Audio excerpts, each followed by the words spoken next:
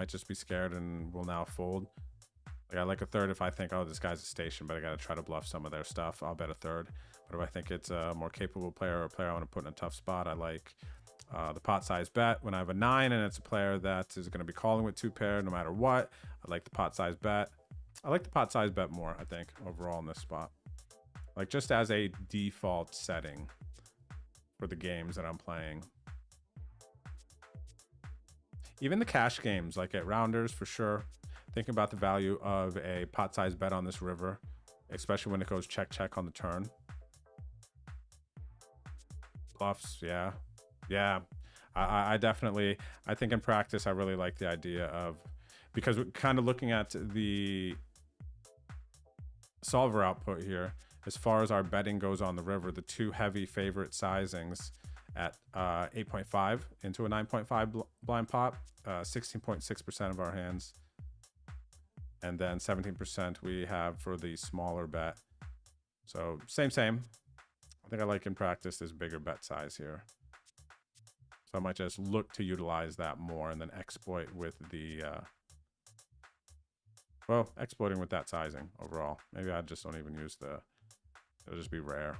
A rare beggy third pot. I don't know, that's where I'm at right now. I kind of like that idea of that. Let's see. And then, yeah, so we bet. And aces made an easy call.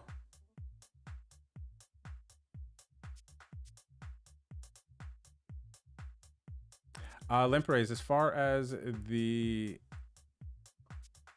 you recently got funds from the integrity department, ACR. So there was a batch of, I actually will pull this up too, but there was a batch of refunds that came due to accounts that were violating the terms of service on ACR. Where is the link? Let me get you this link. Hang on a second. And you must have got hit in the most recent batch. Let me find the link and I might be able to give you more info on that. But yeah, just a notice from the ACR Game Integrity Department. Let me see if I can find this tweet quick. Because there's a link on the ACR website. They wrote an article, I believe, about this. Let me see.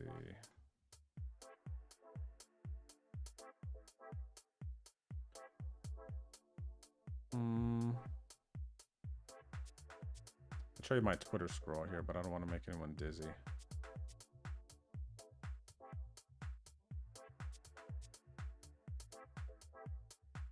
I think I might have it over here. Let me find this now that we're talking about it, because that's a good question and that's definitely a hot topic.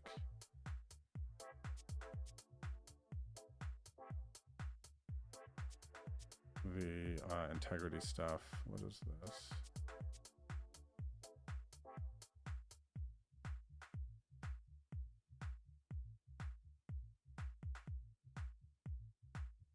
Okay, here we go.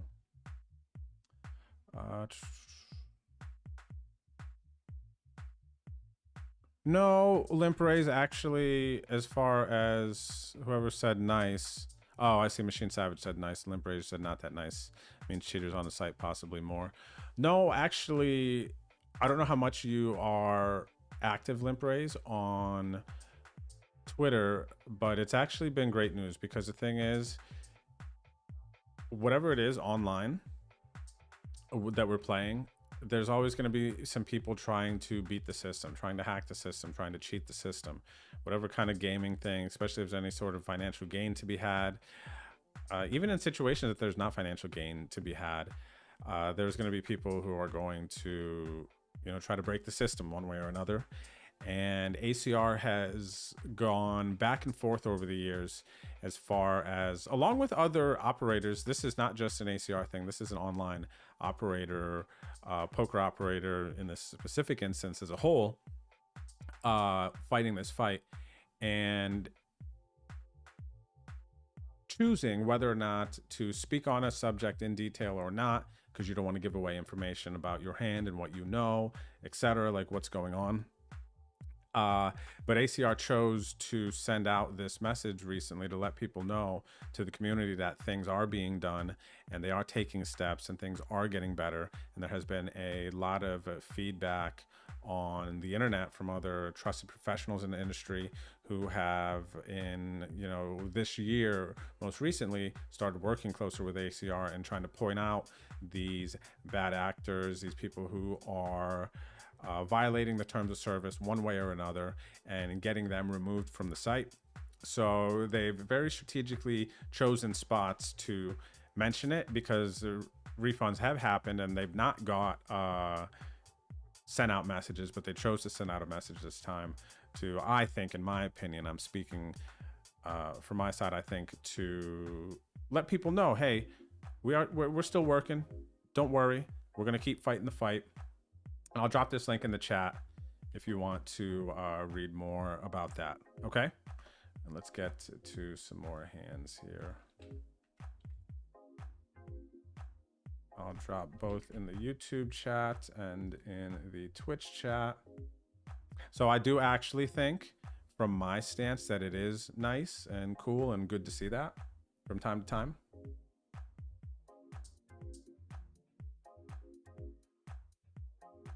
What's up, Lenny? How's it going? I don't know, but I imagine the different skins on the network, that it's not just that easy, and there's going to be innocent people that are kind of caught in the crossfire, so it's just not that simple. But I believe that they're working on it. Well, I know that they're working on it. To what extent and to what focus, I obviously can't speak to. I have no idea. How would we play differently if you had aces in this hand? Well, the thing about this hand is I would have re-raised pre-flop with aces. So in this exact hand as played, I don't have aces. But if I 3-bet aces here and then they just called, I'm just betting flop and getting it all in, or betting flop and then betting turn to call off to get it all in. Just whatever way, I basically, if I had aces here, I'm re-raising and then just betting to try to get it all in, or checking if I think that'll help me get all in. I'm just never folding, especially when they just call me here on that stack depth after I 3-bet them pre-flop. I mean, just whenever they call, it wouldn't matter on this side if I had aces. Maybe you mean more specifically, though, on the river. If I bet, I think I'm getting it all in, because the turn is not going check when I have aces. So we don't really ever arrive to the river here, and the turn goes check and I have aces. So I'm not ever going to be in this spot. So that's like food for thought from this side. Our opponents are just like never going to have aces here in this spot, right? Out of position when they bet here like this, they're just not going to have aces. I would imagine that we are checking to call with aces on the river, hoping our opponent has some bluffs. All right, Polish Pete. What's up, C-Bet Champ? How's it going? Let's go ahead, Pete, and check out our hand, buddy. Got a redemption. So thanks, Pete. Thanks for watching. Thanks for hanging out. Pete has a hand. He used his points. And we're going to pull up our Discord. We're going to go into the poker hand section. And this is just happened in the Boski, apparently. Okay, so this is Pistol Pete in the chat. Kevin Chicago on the table. Let's see what we have. Ace 9. 100 bigs, raise. Call, flop, trip, 9s. Check, flop. People are pretty deep. I'm trying to think if I want to raise here. Definitely want to raise here some. Try to get max value from massive nuts when they have like kings and whatnot. Hands that have to call when we raise. If this opponent, I'd maybe go like 8, 9, maybe 9, 8 or 9 here. Will apply enough pressure to this opponent, but they can still call if they want. Leaves room for them to make a light call. We're way ahead here. We got the ace of hearts. I could see check call, but then how are we going to play? We have to check raise turn. Multi-ways, how often is it going to be betting? You know, we got to check raise turn because we're not going to be check call leading, I don't think. Yeah. Go for the raise to 12, and then we get the jam. Very nice. Wow. They're just in the streets here. They thought you were bluffing. They thought you were bluffing, buddy, huh? No way. Oh, no, don't do it. Oh, my gosh. They did it to you, huh? Hey, sometimes that's going to happen. Sometimes people are just going to launch in the Boski. Geez, let me run like this. This ace-8 of clubs. Let me have the heart of this player. And then the run good. And it is all good.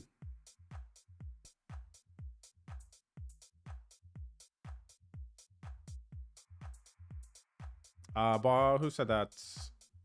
Oh, Carney, you think they misplayed aces?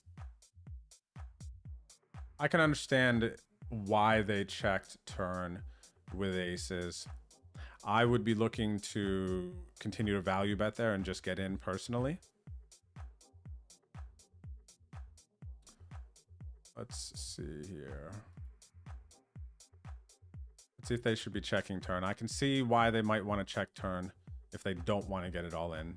I think they check turn because it's a good board for us and they don't want to have to bet call off to try to manage their tournament life. I think is the function of that there. So let's see. Turn comes 8-7-5. They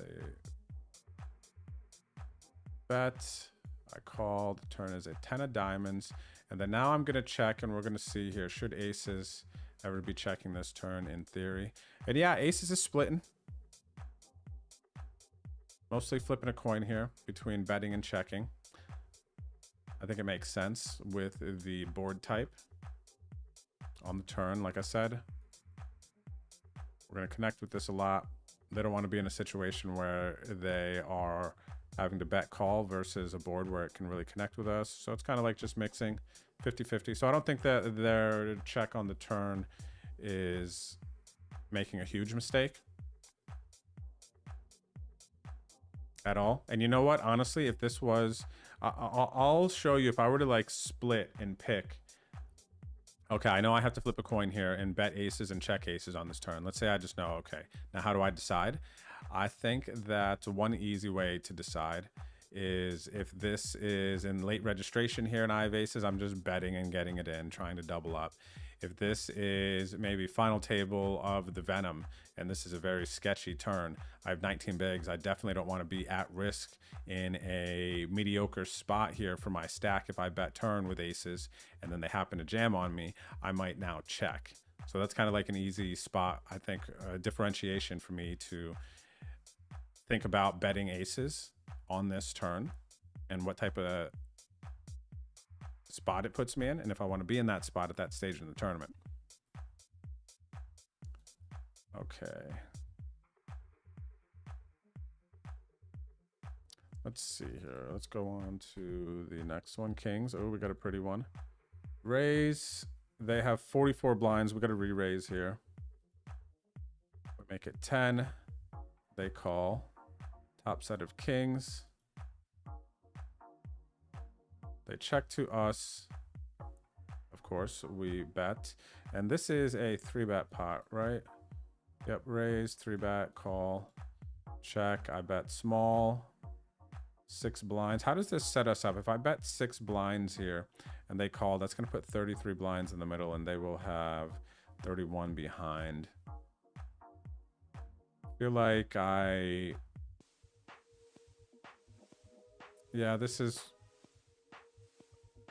a 3rd potish, probably pretty standard. And then we're looking to go 3 streets with this hand. Maybe we only get 2 versus most hands, and maybe we want to bet bigger on this flop so we can try to get it in on turn, put in a bigger bet on the turn. But if we're going 3 streets, I think like that. Like 3 smaller streets, basically. 33 blinds in the middle. They have 31 behind. Let's see what I do. And then I jam. I don't like this. Even though I would want to do this as a bluff to try to get, like, if I had Jack 10 or Queen Jack here personally on this turn spot, I do like doing this to try to get a 9 to fold, maybe even try to get some clubs to fold. There'd be a value there if I didn't have the clubs, or if I happen to have 3-bet. Geez, Jack 10 suited, Queen Jack suited. Maybe Jack 10 suited I like here as a jam. But I'm not really doing this with too much of my value, right? I mean, obviously I'm doing it with kings here, but then, like, what can I call with? I've got this board crushed. They don't even have, like, king, queen suited here. I don't think I like this jam. What do you think, chap? What's up, Bob Turner? Yeah, cheers. I'm glad you connected with that example. Yeah, I don't like this jam. And they fold. Ugh. I don't like this. I don't like this. Let's run it back. Let's start at the flop here. I want to calibrate. Because I can't say that I am in this situation a lot. Small blind raises. We 3-bet big blind. How often are you 3-betting in the big blind here versus a small blind raise? I would bet population, us as a whole. I would say that we're not 3-betting enough. Even just like the feel right here looking at it. Right, like, think about it real quick. What else are you 3-betting here when it's not kings? What are your 3-bet bluffs here from this stack depth? Right? I need to brush up here. I'm glad we're looking at big blind. And I'm glad this spot came up too. I need to be better here in the big blind with 3-betting. They just call. Because I bet we could probably, in this situation, it's not like a, oh, there was a raise, I 3-bet, oh, I c-bet a third. This is different situation here. It's mono y mono, blind versus blind, in position, right? 3-bet call. What's their range look like here? Yeah, so I bet, I'm gonna kind of, I feel like third pot is like whatever. We've seen enough examples where you can kind of just default to it and you're gonna be right enough of the time. It's fine. But I feel like this might be a situation where we could even just bet bigger. Like, maybe the default is different.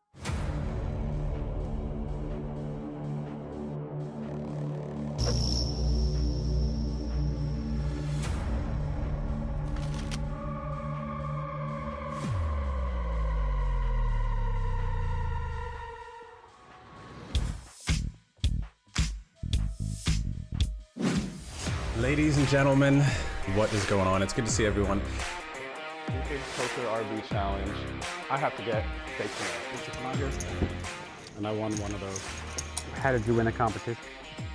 What do we got here? 4th place. Oh, 1 bullet. Nice us. So about 150. So I just got moved tables. Ryan Sapp played our first orbit. He didn't go bust, which is fantastic. Stop. Me amo Drew. Basically, you can see like what other high-level players are thinking, what they're supposed to do in certain spots, and then you can exploit that.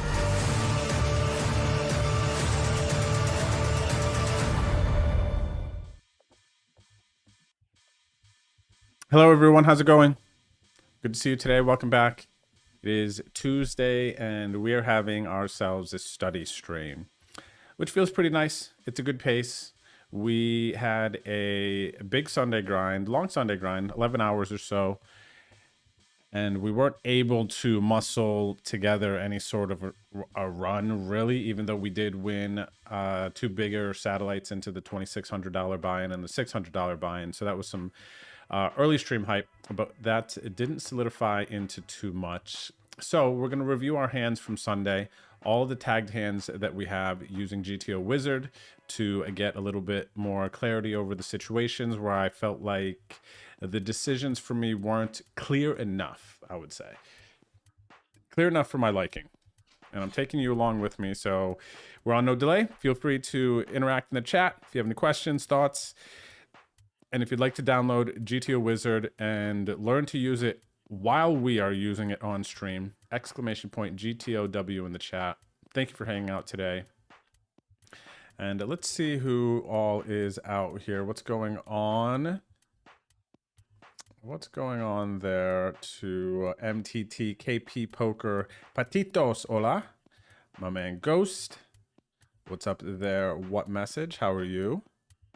Hello, Jolie Poker, Hero Call. The Boots, Hubie.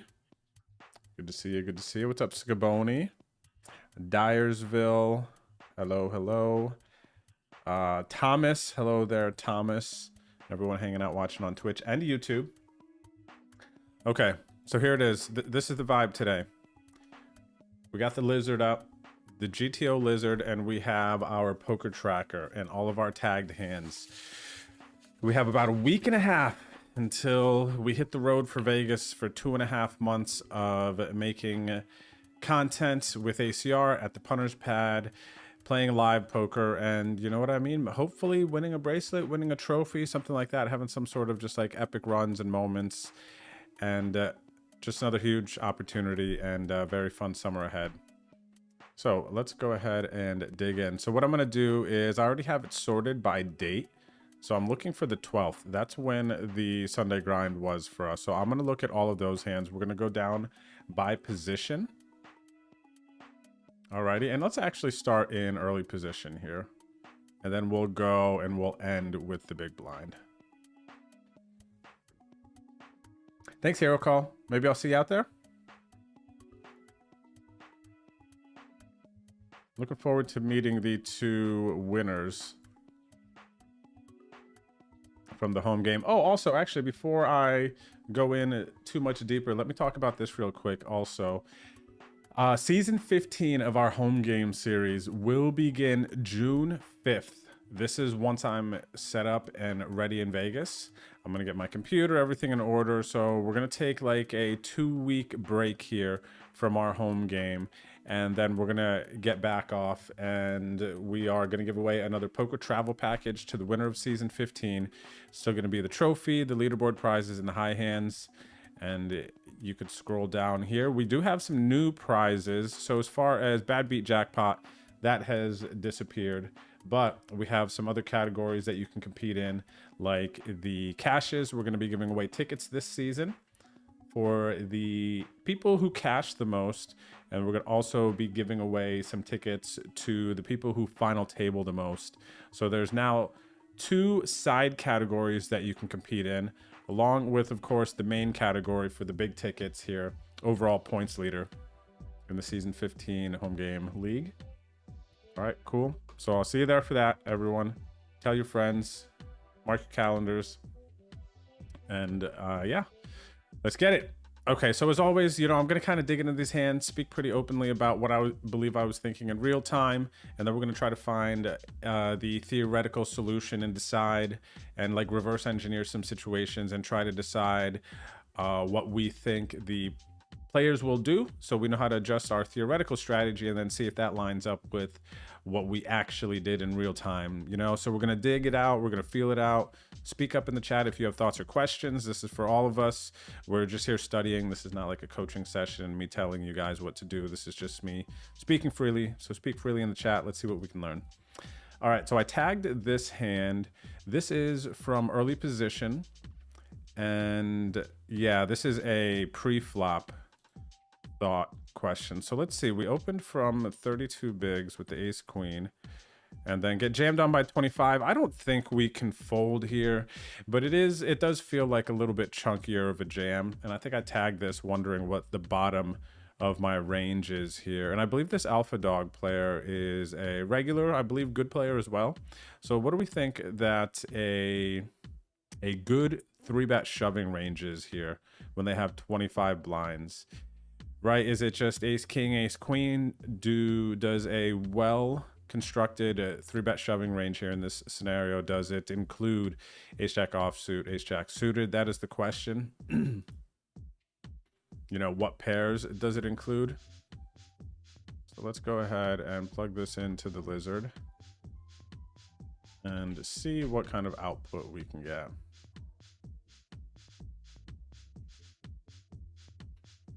So all we did is copy paste. You see it's super, super easy. And then now the information is put into GTO wizard. We raised under the gun. And then the hijack jams all in for 25 blinds. It gets back to us. And this is what we're looking at calling. Now look at this, where we're actually folding ace queen off here. Instinctively, it feels nitty to fold ace queen off here, but depending on what we think our opponent is jamming here, if they never jam ace queen, let's say this is a live daily tournament at Rounders, right? If they just never jam ace queen for 25 here, if it's just like some random local and they're only jamming ace king, jacks plus, you know, ace queen starts to kind of shrink up a little bit in that moment if they're not jamming some more ace x. And it seems as if, even in theory here, with a proper 3-bet jam range, a theoretical 3-bet jam range, it looks like we're still folding, doing a lot of folding with ace queen offsuit here. But we can see ace queen suited. The value of being suited, that extra equity is just too much to fold. It's just a slam dunk call. And we would be calling pocket eights. Pocket eights, let me feel this out. Pocket eights to the jam here. See, gosh, pocket eights is also, even though it's a pure call over here, it's still kind of intimidating, especially, man, 25 blinds in like a live daily tournament and spots is like heaps versus the field, especially given how much you can get away with some pre-flop steals. It feels like eights is tough here. Let's say, like, for instance, jacks, we know is just like a super easy call. Tens is super easy. Nines and eights, and even this sliver of sevens, which feels a bit like ace queen given the frequency of blue, which is folding, and green, which is calling. You know, but we need to decide now how we should adjust that, or if we should just stick to it based on what we think our opponent's jamming here. So I definitely tag this because part of me wants to fold it, but it also feels a bit icky to fold it. I'm happy to see now that folding is fine, but pretty much we're not calling any ace jacks here. Not even the king queen suited hurts my heart a little bit. It really does. King queen off is like not as pretty as we like. We want to be the one jamming it all in with king queen off. King queen suited, I'm a little sad about this one, but I mess with folding it. Similar reasons to why I would you know, why I'm like, okay, folding ace queen off, you know, just like, gosh, if they are just like kind of nutty here, it's annoying. What's up, Kindred? How are you, brother? Says, this feels opponent dependent. Mainly, I mean, any prior history and stats. I feel like nines plus and ace queen are good bases against average. I think so too. I think even if we just, like, let's say this, we could adjust this to make this a little bit easier in our brains. Instead of doing a frequency of sevens and a frequency of ace queen off, you know, maybe we just only call eights or nines like Kindred is saying, and then we just call ace queen off all the time, you know, to like balance this out and keep it simple versus like, oh man, I gotta flip here with ace queen or sevens whether or not I call. So I kind of dig that nines and ace queen vibe there. Hero Call says the lower pair calls is based on the bot's blocker bluffs, so does not have all those low end bluffs we can fold. Okay, so check this out then. Let's see what exactly then Hero Call we're looking at here. What are they all in with? So this is what it has them all in with. Let's get rid of, let's just look at all in and raise. So we could see here now, this is the range. Just look where the colors are. Don't notice, don't pay attention too much to kind of like the different size of the boxes. I think what I'm trying to do here is just get a vibe, get a feel, get a cookie cutter outline of what's jamming versus me here. So if they have a theoretical proper jamming range, they are jamming the ace 10 off for 25. Oh, this is not all in raised. Look, here's the jams actually. Let's look at this. This is probably better because this is more specific to 25 blinds. Let's look at what theory has them jamming. Ace king off, ace queen off, king queen suited, queen jack suited, jacks, tens, and then nines. Man, looking at this range, we're like mixing the calling with queen and folding because it's only good for ace queen off when they're finding the king queen suited and queen jack suited jams at 25. And man, I'll tell you one thing. I'm going to outline this. The players in your local daily tournaments are not finding the 25 blind jam at queen jack suited. This is not a thing.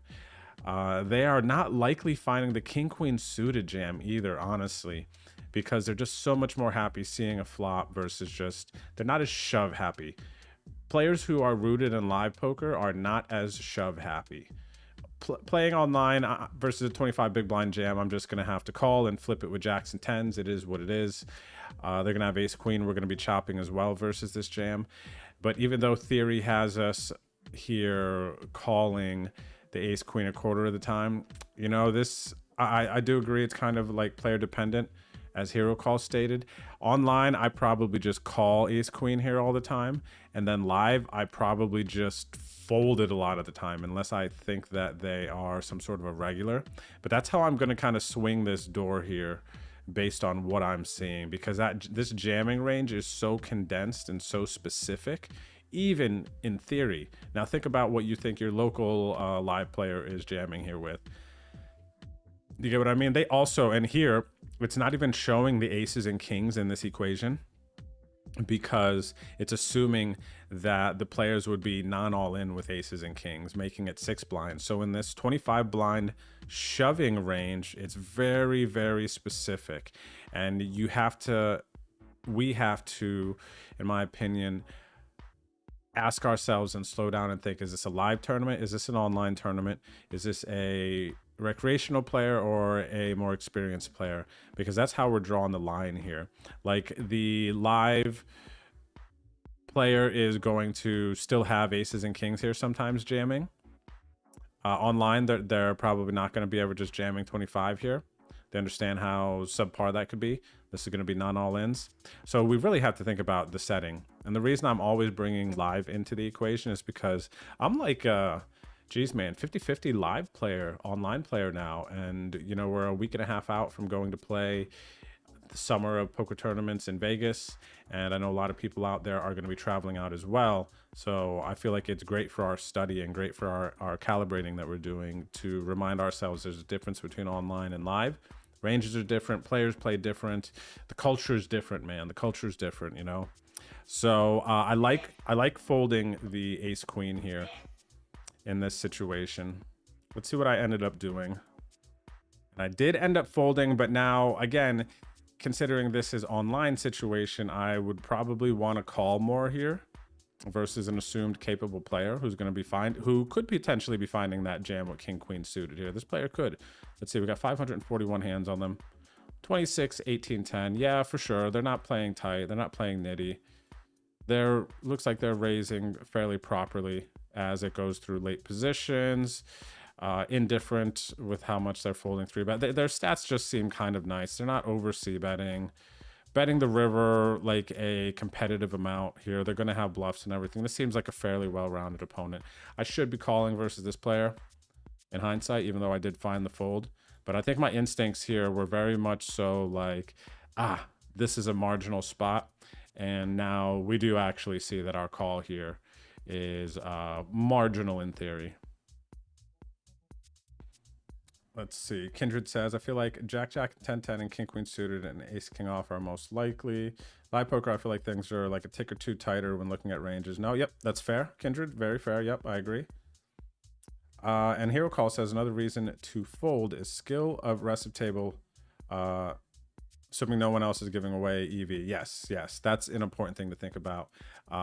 Sacrificing EV when you are likely, especially if this is like a live daily tournament, you just assume edge against the field. Do you really want to give away the edge and just flip a coin here with them? And that's kind of draws to my point earlier about finding there's so many more spots where you can just pick up pots without having to get into a big haymaker fist fight like this one. So some food for thought, I think, in our decision making, whether or not we call or fold here with this ace queen. Okay, cool. So that was a good one. I like the refresher on that. That was EP, and that was the only one from 512. So we're going to continue to move on. We're going to middle position, looking for hands from 512, this Sunday session we just had. So we got a few here from MP. We will start. Actually, let's see. Can we do this? Oh, no. Okay, there we go. So these are the ones from 412.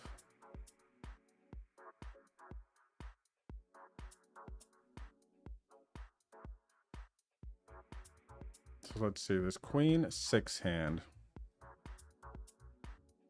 was a mistag, it looks like. Yep, cool. All right, and this 10-10 hand is a post-flop hand.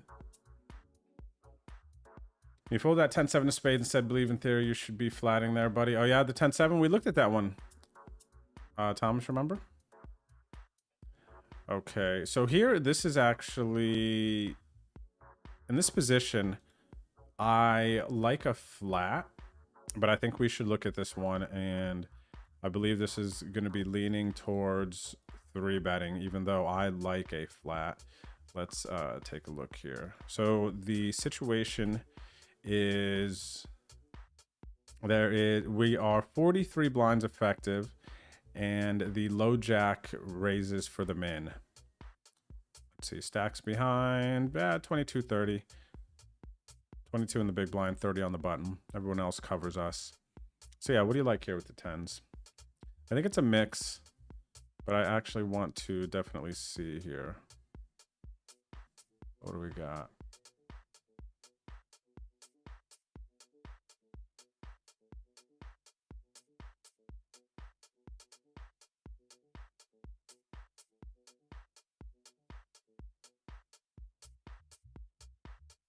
Okay, so here we go. We got the raise for 2.3, and then I went with call, but here's my strategy. Okay, and the 10s is mostly call. 10s is mostly call. It's okay to compartmentalize that instinct to call here. It's fine. Part of me wants to 3-bet and get heads up, and a way that I would kind of swing this one now, since it's mostly call, so that's fine to, I think, have my base instincts there. But if this is like a recreational player here, or I don't want, or I think somebody's going to squeeze too often, I think I would lean towards 3-betting more for navigational reasons in the hand. And I like isolating if this was a recreational player and playing them with the 10s, knowing that their 4-bet range is going to be super honest. So they're mostly just going to be calling, and they might even be overfolding. So I really like 3-betting the 10s versus that type of opponent. If I'm unsure, I don't mind taking it to the streets. I'm confident playing post flop. And like I said, if there's some other situation with players behind, I might lean towards flatting or 3-betting more. But this is not a clear-cut 3-bet or, well, it is more clear towards calling 64% of the time and 3-betting it 36 with our specific hand here. Kindred wants to know, do I feel, due to all of the solvers, etc., that instead of live play being tighter per usual, that instead live play is starting to get saturated and becoming more and more similar to online? No, I do not. I guess it would depend where you're playing, like what venue and all of those details, Kindred. But I don't think that live is getting much harder or anything like that. I mean, especially if you're playing in some lower buy-in WSOP events, like no way it's like softer than as it's always been. And if you're playing some like daily tournaments here and there, I mean, once you start to climb up into the higher buy-in stakes, yes, it's more competitive because, you know, people have worked to get up to that point, and they are playing against people who have built up bankrolls through playing over the years. But yeah, the majority of spots, I wouldn't think that that's anything live is becoming closer to online at all. Let me see. Maybe they're studying players and separating live versus online and just combining the two into one thought process. Yeah, I would think that the majority of players are not necessarily breaking up live versus online and kind of playing with one thought process. I agree. But I think that there's definitely some of the better players and also players who enjoy to, like myself, keep this a thinking game. If my thought process ever just gets very like, oh, this is what it is, this is what it is, the game for me becomes like mundane and boring. So I'm always trying to find ways to keep myself engaged, and the most fun way is to keep the game of poker like a game. And I do, you know, with my experience up to this point in poker, like I see the differences in live, I feel the differences online and back and forth, and it's just, for me, doesn't make sense to play a live scenario where the variables are definitely different, the ranges are slightly different than online. To play them the same just feels kind of boring to me, when it can be so much more fun and you could just like move in between and realize how cool it is and continue to play chess versus turning it into checkers. And that's how I feel about that. What's up, Bryson? Late position read raise to try to isolate and play in flow. Okay, so I like that. What up, Bryson? I do like that. As far as the 3-bet with 10s. Probably a great thing to do if you're playing like live daily tournaments. Just lean towards being aggressive in spots like that and just 3-bet. What's up, JO Betting? Okay, so here is where the post-flop questions come into play. So they check, and then we decide to check, keep the pot small. We could bet here as well and charge those diamonds. Looks like I'm playing very cautious in this situation here. Thing is, we could check, and if they happen to have an ace and I thought this was an aggressive, I might be checking here if this is an aggressive opponent, because they could be checking to check raise some naked ace of diamonds. Don't really want to be in that spot per se, and they could also have some like baby flushes, things like that. I think there's reason if I think that they'll be aggressive here. This is a spot where I don't mind getting closer to showdown. And a lot of the hands, like if they happen to have ace king, king queen, single diamonds, those hands are calling bets anyway, so it's not like my bet is really going to get too much of what they have to fold. You know, like the random ace 9 suited, you know, we get that to fold. That's cool. There's definitely a win in you know, getting some of their equity to fold out. But yeah, that must be my thoughts here, what's going on. Again, if this is a passive, like daily tournament player, somebody who's just playing their cards and I never have to worry about them doing anything else but playing very straight up, I just bet the flop. So let me see here if this is an aggressive opponent. 27-17-5, not sleeping, very aggressive up front, very notably aggressive in early position here. Betting enough on the river. Yeah, this is an aggressive opponent. I don't know, this Su Ronaldo, maybe a Brazilian player, perhaps another reason I checked here. Because then when the turn misses, they are going to fire some bluffs. But we do check. They bet bigger. As played, I don't think we can fold to just one bet, so we just have to call. Get to the river 5, and then they bomb. And then now here's the thing. By checking, I think versus some aggressive opponents, they could just straight up punish us like this with this line. So that's something to think about as well, checking back versus aggressive opponents. This is what makes certain opponents tougher to play versus. Because when I check back here, I just don't have any like flopped baby flushes maybe. I don't have any sets. They wouldn't assume that I have any like over pairs like this. I think a lot of players are thinking that 10s would bet this flop when they check. So they could be rightfully so betting here, not thinking I'm this strong enough to call. I have a feeling that I might have found a fold here, and I hate it because I just think I have to call. I just think I have to call. Betting flop small may give us more control through streets. Good point. Yes, I think so for sure. And I'm trying to, and this is, I'm glad I tagged this one because this is a common spot. Basically, there's a feeling here with certain spots, right? This feeling of how do I navigate this situation, right? Versus certain opponents.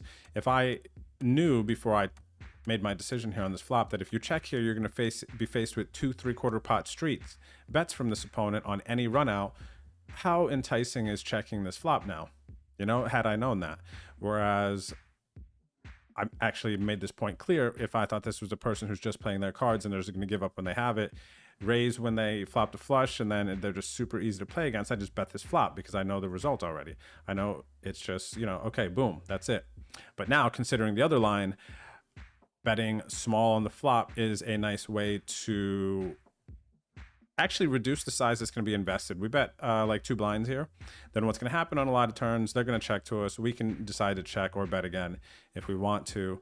And the pot's going to be smaller. It's actually, so the only thing that would deter a check here from keeping this pot generally smaller is if they check raised us. And honestly, thinking about that now,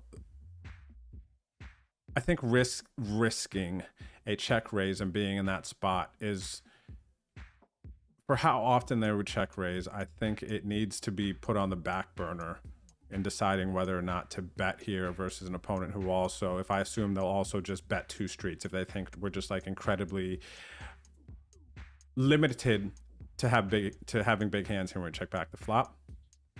So this is a good bet by them, and kind of a crossroads in how I think I need to decide what I want to do on this flop. Especially checking the flop definitely feels like it was an opponent dependent thing. I might have not calculated that, oh, they could just bet twice and attack me here. This is also a low frequency thing when you check back, that players just bet 3/4, 3/4. Okay, so let's see what type of output we can get. Okay. And then I'll show you what I did, because I actually do not know if I called or folded here at this point. Let's see. I do not know if I called or folded here. So we already saw what we were supposed to do pre-flop. It's like 30% raise, 70% call. We did just that. Now let's examine this street by street. Our opponent, we called. Our opponent checks to us. All right, so let me go back to, let's replay it here. Okay, let's start here and then we will dig into, so there's another button over here. You could click replay hand, or the next button over here, if you're following my mouse, is study spot. And then this is the study spot. We get to dig into the frequencies and what the solver output is. And then here we can just click it in. If we want to keep it simple, you can click replay hand after you paste it into there. Oh, also, if you're not an online player, you're a live player, you can still download GTO Wizard and do the training drills. And you could do all the stuff that we're doing. If you don't have hands to input, you could go through drills and then study them. You could pick all different type of scenarios that you want, like look, practice, go here, trainer, and then click GTO Wizard drills. And then if you're a tournament player, click MTT, and then you could pick from these big blind defense, blind versus blind, early position push fold, ICM MTT, full hand table, deep stack, mid stack, short stack. There's a bunch of different things that you could drill, and then you can run these plays, and then you could dig in. You could click the study button to go into a spot more, or you could just hit this replay and it will tell you what the good decisions were. So anyway, here we go. We got the open, we got the tens, and we chose call, which we could see is the preferred choice here, even though the EV of raising is same. We did call, and then we go heads up to the flop. Our opponent checks, and okay, cool. So we picked the high frequency play, checking back the flop. So it seems reasonable that checking back the flop, controlling the pot on a board where we don't have a diamond, and checking is going to allow for our opponent to hit some of their higher cards, and that's going to suck. And, you know, even seeing this check is like 48%, and then at bet 19% is, what's a third? So it likes a micro bet here. Basically bet 19% a pot versus a third percent pot. So like closer, we'll call it like a quarter. Even though it's 20%, whatever, 20%, 30%. And yeah, it likes the smaller bet, which is a monotone flop thing. If you ever see monotone flops, usually they like to see smaller betting sizes. So 20%. So, okay, check is fine, but it's a small bet is not too far behind. So we're flipping a coin, whatever. And now, so when I see this, I'm thinking, okay, well, if that's the case, if it's fine and my instincts to check here are fine as well, we're flipping a coin and probably should make our decision based on how we think our opponent's going to react. And then now seeing what happened in the actual hand, what type of spots our opponent could put us in if we do decide to check. So we actually did hit both of these, but we could see the EV for betting is higher. But anyway, we did go check. Let's continue forward. And then now they bet. And this is interesting. They want us to mostly fold here to this sizing.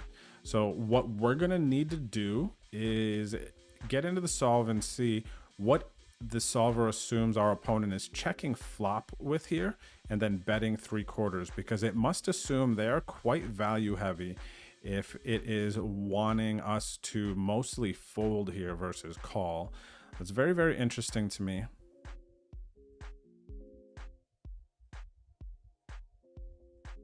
Do I ever blocker bet on the river? 100%. 100%. So the blocker bet on the river, Bryson, out of position, that is a major, major tool that you need to have in your arsenal, the block bet. And I'll say this, the block bet when we're new in poker is very much so rooted as a defensive tool, because we don't know what to expect. we are concerned about facing a big bet, and we will block bet. And it's funny because it's an emotional decision at that point, but it's also a very, when you understand more about it, you're like, oh crap, like that's a sick bet. That's good. There are times where I actually do want to be defensive and bet small here in situations. As you like dig into study, we can apply more logic to that, and it won't become as much of an emotional bet on the river when we block bet.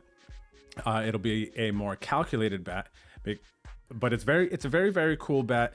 And sometimes we'll do it for the wrong reasons, but we're right. That's like poker in a nutshell. But yes, it's a very important thing to have in our arsenal, and not just to do it. I would say the most important thing is to not just do it with weak hands that you're going to fold to raises, weak hands that you're trying to get the showdown. That is part of what we block bet with, those weak hands that want to get the showdown. But when we're out of position, we also want to be block betting with some really strong hands to induce aggressive opponents into making raises, to not only block people from betting big, but to also block people from checking. That's another function of it that's really, really nice. And yeah, I think that's kind of the other part of that.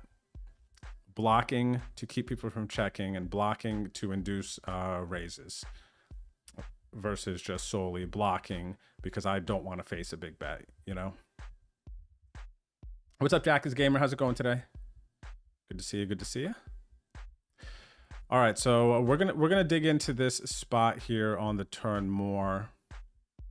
Let's continue through. We called, and then they bet, and now they want us to mostly fold on the river and still do some calling in this hand. So again, it's like we're digging in, but we're not really finding too clear piece in this hand, which is what makes this a cool hand. And I think now we have to kind of default to population reads. Are we playing online? Or are we playing live? Do I know this player? Do I not know this player? But what I really want to see now, and I'm very, very curious about, is what this thing thinks that our opponent is checking flop, betting big with twice, that it wants us to fold turn and river with our tens. So let's go ahead and dig in now.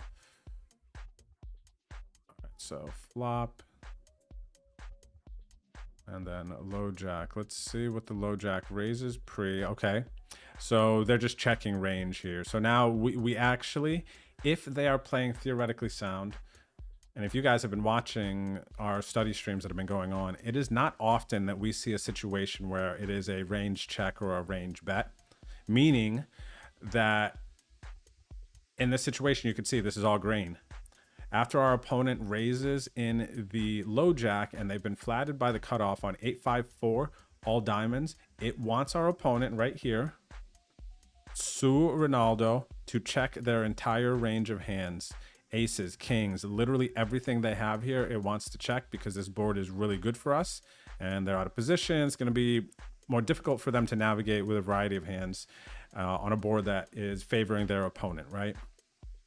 So it just wants them to check. Okay, so now what they check and then bet on turn, it's basically now what do they bet on turn, because they're checking everything that they raise pre-flop on this flop. Like look, even the top pair, if you have an 8 here in this situation, we should just be looking to control this pot, even top set of 8s, because it's going to be really hard to balance this range. So we're just doing a lot of pot controlling out of position here and checking. Jack, so the league is not going to, the home game league is not going to start up tomorrow. I've been talking about this a bit and I'm glad you mentioned it. So tomorrow night I have a commitment that I have to get to at Rounders tomorrow night. So since season 14 just ended, we're going to take a 2-week break because, so this coming Wednesday I have something to do. And then the following Wednesday, I'm going to be packing and getting ready to leave for Vegas for 2.5 months. So I kind of need that week to tie up some ends and everything. So once I get settled in Vegas the following week, we're going to start up season 15. I will keep you posted, and I'm still trying to figure out what type of streams I'm going to get in between now and then and when I'm in Vegas. So I might be doing some like IRL streams, maybe while I'm driving, we'll tune in from time to time, stuff like that. So I will keep you posted. I will keep you in the loop. But season 15, if you type !home game in the chat, it will bring up a link for this.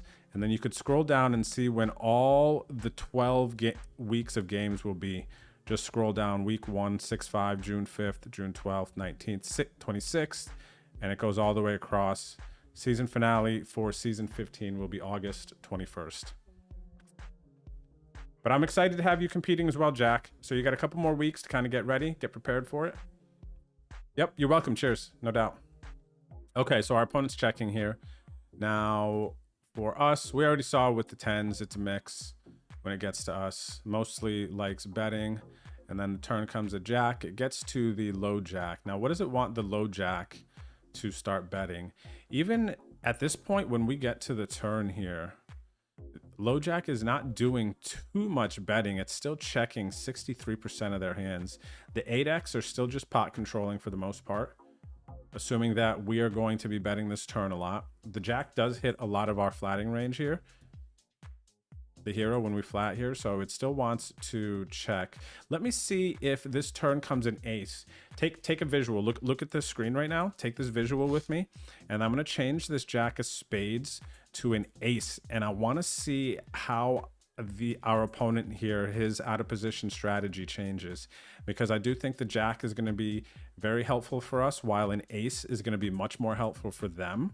So let's see. Keep an eye on the green. We're at 63.4% checking on this jack turn, but I'm going to change this to an ace of spades. Okay. Ace of spades. Okay, so actually with the ace of spades, our opponent's strategy shifted to more checking, which is interesting. Let me think here now. Now this could be connected to what it thinks that we're going to be betting when check to on this ace turn. But when an opponent out of position, a lot of the time checks. And now we didn't bet flop, so that's a little bit different. Which means I guess we could have an ace a lot more. That's also plugged into here. Well, I'm putting an ace here now on the turn instead of the jack. So it could be assuming that when we check back flop, we're going to have a lot of aces too, and that we're going to then bet those aces. So even the strongest aces by our opponent, it can now start bluff catching. It can start doing some check raising. I have to assume that's in here as well. So let's go back to the jack of spades. Let's continue to run this example. So we could see more betting when it's jack of spades. Okay, so our theory there seems off, but there's so many things to consider. Is like, that's in consideration here. It's like what's being checked back by both parties, and then what do both parties' ranges look like on this turn? And you can see as we go from jack to ace, it definitely changes a bit. So let's see here, the jack, and then now they're betting 55%. So what we need to figure out is, what are they betting here on the turn? Let's highlight what sizing they went with. 55. Let's highlight, looks like it likes big bet, micro bet. These are the bets it mostly likes. Oh no, I'm sorry. 12.6, 12.7. Oh, okay, yeah. These are the top two bets. It likes 83% pot, and then micro bet, 1/4% pot. And those bets are coming from the aces. The ace king of diamonds is liking the bigger bet. Let's look at just bigger bet size. 55% is the middle of the road, what our opponent went for. This is the bigger bets. Let's see, ace nine suited diamonds. Check diamonds on flop, and then it wants to bomb turn. So if we happened to, also wants to bluff with the ace deuce, ace three, the gut shots, which makes sense. Instinctively for me, I know these like gut shot situations, if we're ever betting them, we're not betting them small because we want to be getting folds. The gut shot is just insurance to fall back on when we do get called. So this seems like it can compartmentalize well. And the 6-7, it's got the same thing. We do see the ace-6, ace-7, the gut shot, wanting to do some betting here with these missed heart ones. And then ace-9 of diamonds. And then all the diamonds want to just bet big here. Aces wants to start betting big when we check back flop. Let's see, the king of diamonds, queen of diamonds, those ones are starting to want to bet big as well. Let me see now what actually wants to bet small. some of our missed gut shots. So our missed gut shots are, yeah, mixing here between small and big. What is doing mostly small? What is this? King Jack, weak diamonds. So look at this. We just had a question from Bryson about block betting. And what I'm seeing here now, it looks like, is the block bet sizings are coming from our single diamond holdings here on this board more so now. But not the best diamond. Where's our best diamond? Ace. Let's see. Ace of diamond. No, ace of diamond doesn't mind it too. Ace of diamond doesn't mind it. Our offsuit stuff here with the single diamond doesn't mind block betting, trying to get there on this board. On the turn for as out of position player. Single diamonds don't mind block betting. Let's see, 10 of diamonds. As long as they're the stronger diamonds, letting the worst diamonds come in, it seems like. King, queen off, queen of diamonds.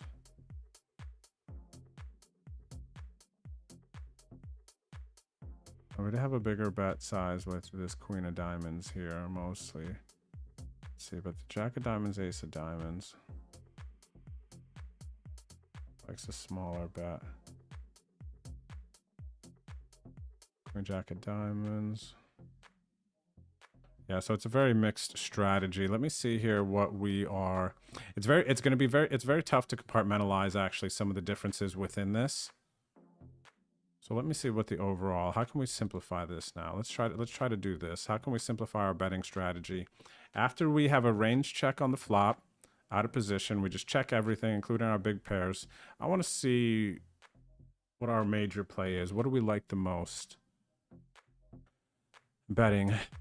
It's definitely between 20% and 83%. Here's the thing. Knowing that I'm almost flipping a coin pretty much between betting a small size on the turn here and then a big size, I think the way I'm going to organize this in my mind is if it's somebody who's going to float me more, like right here, I think we could all agree if we're out of position here and we do not have the nut flush draw, or we didn't flop a flush here, and just like all that other random middling stuff, gut shots and things like that, I'm kind of assuming a lot of the time we don't mind if we bet this turn and just get this opponent to fold. And I don't think that's going to happen a lot when we bet 20%. So I think I'm leaning towards the bigger bet, the bet that this opponent chose here. I want something that's going to impact a folding frequency more so as a starting point, I think. And then it's even nice if I'm mostly, you know, not minding moving the needle on people's folds, and I just choose a bigger sizing here naturally versus a check back.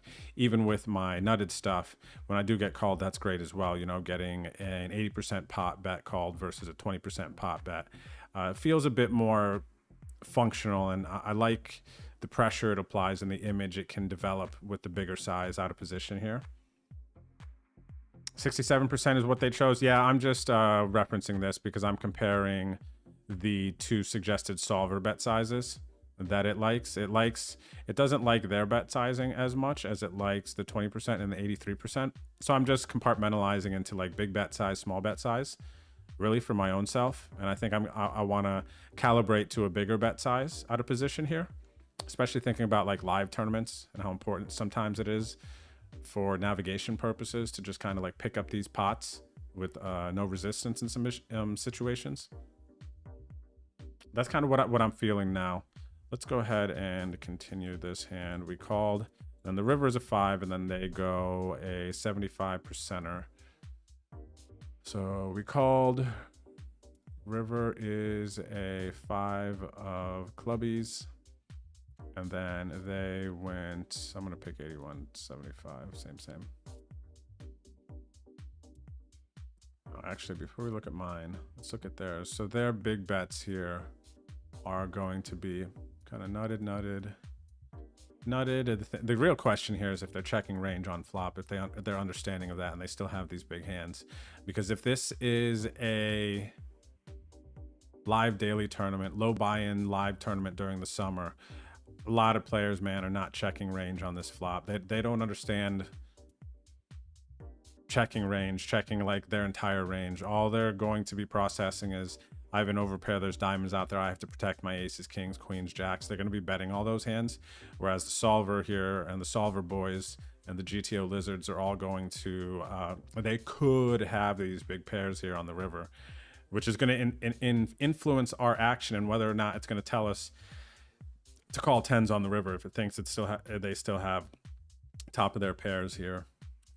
Let's see what else. And then, okay, so diamonds, diamonds, diamonds, diamonds. A lot of the big bets are diamonds, and then I imagine straight blocker hands, right? 81. Yeah. Nutted, yep. 6-5 trips, 6-7 straight, yep. Quads, full house. Fully, what is this? 81%. Just not finding that one much. 10-8, nope. Okay. So versus that bet size, let's go look at this here now. Tens, it wants to mostly fold on this river, except for when we don't block the 10 of diamonds. We don't want the 10 of diamonds in our hand, mostly. If we look over here, so this is our specific situation. Pocket tens, we check back flop. They bet 60% on the turn, bet 75% on the river. What do we do with tens here? And the solver, based on what it thinks our opponent is betting here, wants us to mostly fold tens. And again, I think this is in part to the solver thinking that our opponent has aces, kings, queens, and jacks here still. Whereas if this is a live tournament, I don't think our opponent has aces, kings, queens, and jacks here when they check flop. So maybe we should be calling tens a little bit more because they'll show up with some like random live player bluffs, even though they also don't go like this bigger sizings as bluffs. We probably just assume they flop to flush if this is like some daily tournament for the most part, which is crazy. I'm probably still mostly leaning towards folding versus most players.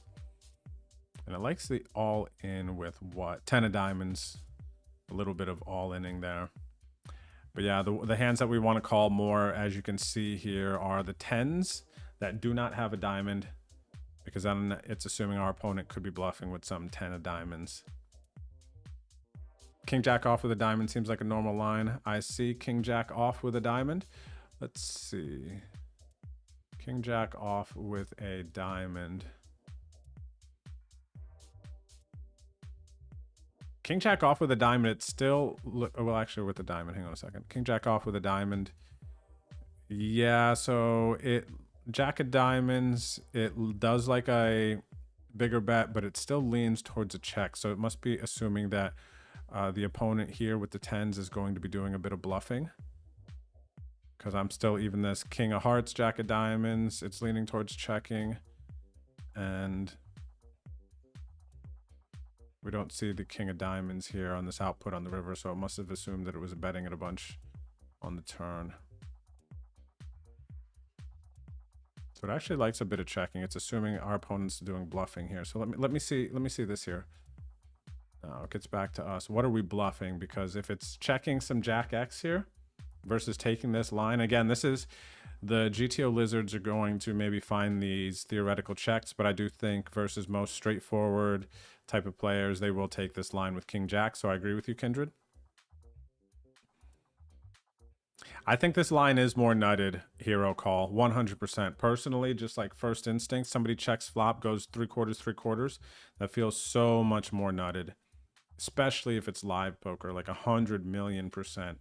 I just don't even have any sort of recollection of players taking that line as a bluff, because they've already, like a lot of times if an opponent in a live poker tournament is checking flop, they're fine with keeping the pot smaller. So for them to kind of go against that and just start blowing up the pot, because geez, what can we manufacture, what can we project here that they think I have a weak range and they're just going to destroy me and just bet, you know, I'm just kind of not connecting with that.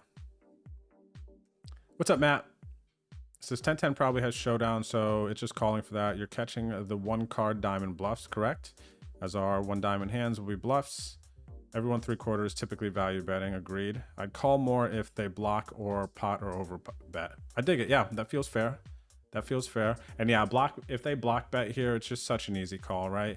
It's like, okay, nice trap with your, you know, 9-10 of diamonds or something, or your ace x, and now they're just doing the beggy bets. It's funny too, because some live players don't want to lose you when they'll do that block bet. They won't even realize how good of a bet it is, because the players who know are just like, here's your here's your 30% bet, you know, like, nice hand, you know, immediately muck. Okay, let's see. So yeah, our 10s, they mostly like folding based on all that. 9s mostly like folding. And let's see if we're folding any Jack X. Wow, the solver, looking at this, the solver is also assuming that this line by our opponent is very value heavy. Look at it, it has us folding Queen Jack on this river the majority of the time. Like, versus this line, it has us folding Queen Jack. It has us folding a Jack the majority of the time. When we have Queen Jack and the Jack 10, wait a second, because Queen Jack and hearts and clubs mostly folding, but then Jack 10 suited, hearts and clubs mostly calling. Okay, we need to process this. There's something, it's like a complete flip. So the queen is a notable hand here. It must assume that when this must assume that our opponent is not betting. If they're betting versus us, the Queen Jack, that they're not betting their Jack 10s, their worst Jacks, and they're just checking them. So maybe we're folding that, but then the Jack 10 suited, it wants us to call more, maybe because now they have the Queen of Diamonds to bluff more. That's the only thing I'm kind of extrapolating from here. Jack 9 suited. Yeah, that's all I can pull from this. Let's see what other jacks. King Jack suited, Ace Jack suited. Okay, call, doing some folding, but they do think our opponent is quite value heavy. One big thing that we can pull away is they do think our opponent's value heavy here. Okay, let's see what happened in real time. I made the call. Oh my gosh. So is this a value line by our opponent? And it feels like it is. Let's see what they have. Gosh. But I could see we can fold. There's like heavy suggestion for folding a Jack here in a lot of situations. 10s, 9s, like everything versus their check 3/4.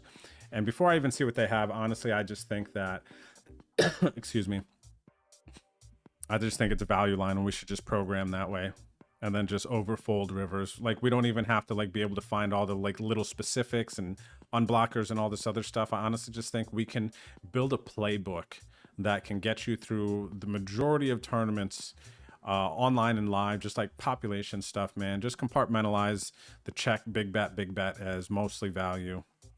Let's see. Kings. Oh, so this is a good player, man. They did have the kings. Remember, this is part of this. This proves the range check, though. They had King of Diamonds, so it's a bit easier to do this. Oh, it's like weirdly painful to see it and just,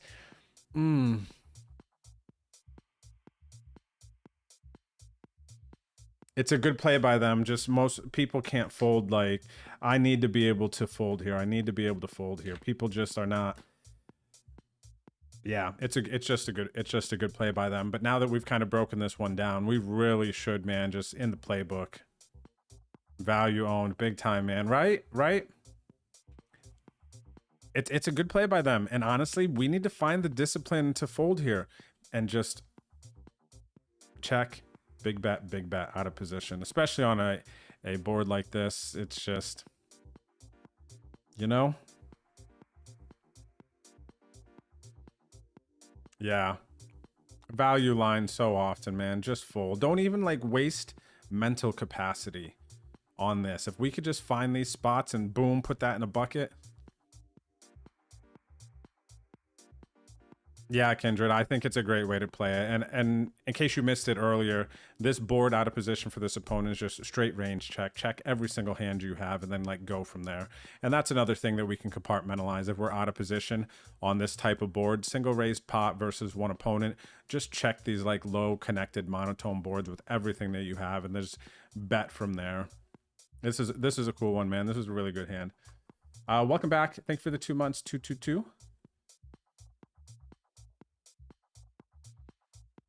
What's up?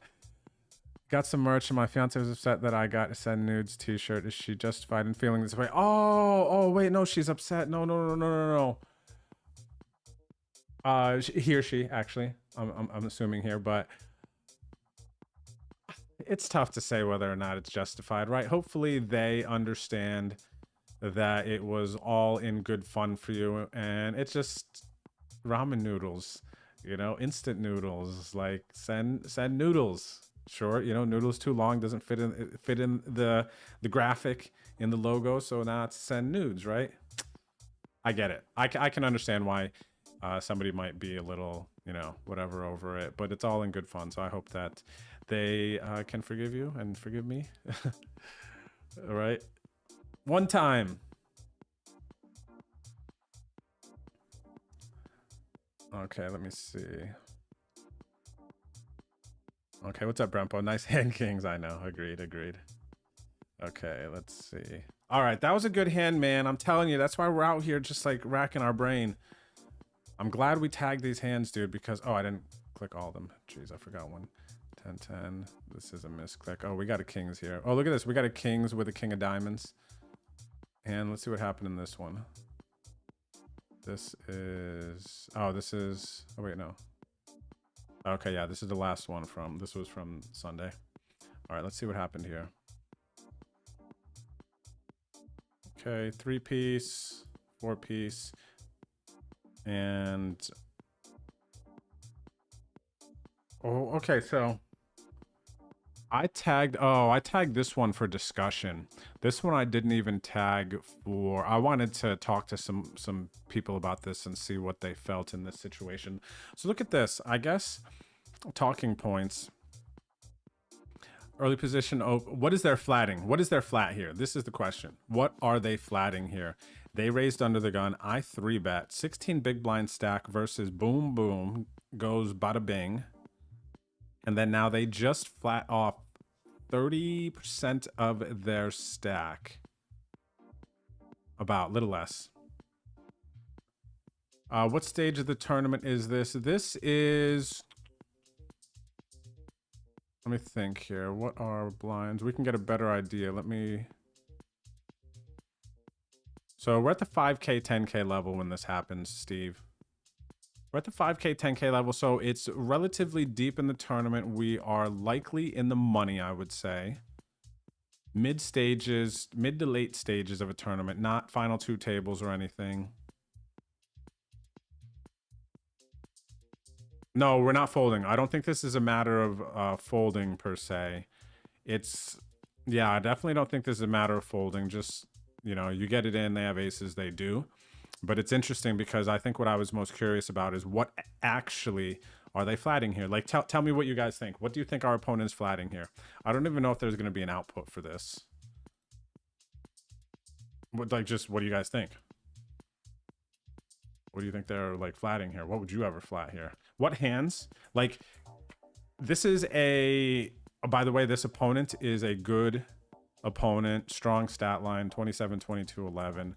Winning player. Like, this is not some whale who just doesn't want to fold ace jack suited here or pocket nines and they're still going to call off if you jam. This is not that type of opponent. So what do you think that they're flatting here?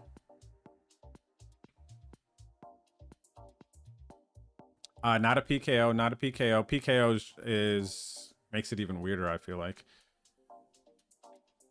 I do not believe this was a PKO. Was it a PKO? I don't believe so. I don't believe so. Ace queen suited. So Matt says ace queen suited, jacks, tens, nines. Jamie says Duke Lonkic could flat queens. Wahoo Sun says 8s, 9s, 10s. Brempo says Ace King, 8s and 2s. I don't know if Ace King is flatting, but I'm taking it in, Brentbo. Why would we ever flat Ace King here? It does, like, I'm immediately not discrediting them from having aces. Immediately, I think they can still have aces. And we could say kings too, but I mean, I have kings. So Steve says they really shouldn't have anything here because they're never calling 16 to fold to 34, right? Queen, queen, 10, 10 makes some sense. Ace, king would try to ISO shove. Wahoo says I would trap ace, ace there. Me too. KP Poker says jacks, ace, king, and maybe queen, queen. It's very limited, right? It's so limited. Let me see if we can get... It's just very condensed and specific what they have. I feel like they have... Geez, maybe 3 combos of hands that they do this with. And this looks like we did get an output here.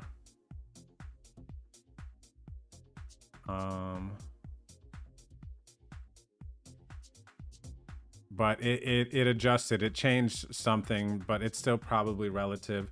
So the opponent going all in only had 16 blinds.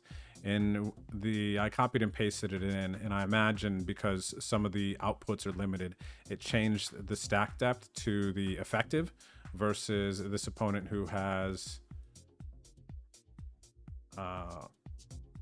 it gives them 35, so then now it gets back to under the gun, and then this is what it has them calling with here. Queens, kings, aces, and ace king suited. So ace king offsuit is just getting it in. This isn't folding, even though it is showing that it's not folding because we are hijack, right? Button cut off hijack, yeah. So I think honestly, man, this is kind of it. Really, queens, kings, aces. Like there's nothing else that they're like flatting here. And then we're just getting in aces and kings, I guess, considering how like nutted this is. What's up, Perry? Says, hate the flat, just feel like he is telegraphing aces. I do too, man. I do too. And that's likely why this hand got tagged, because of how weird it is. I think a flat is way stronger than a rejam here. 100%, Steve. Rejam can have so much more stuff in it. This flat is just so specific. Right? Like the only thing I'm thinking of flatting here in this situation is really, I guess what they have, aces, kings, and maybe queens. If I'm trying to like induce this player to come in for more, even though it's still flatting another 100 off mine and not going all in. If I am lighter, it's just like, does this induce an all in? It's such a weird spot. I might Boski this one on Twitter and throw this out because it just feels so weird and so specific. And let me show you, because it does feel like it's telegraphing aces. I know I don't want to do the result.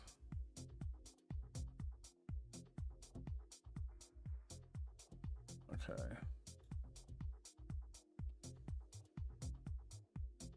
Oh, actually, let me do this. I don't want to like out players either on like social like that. Where is hide names, mask player names? Okay.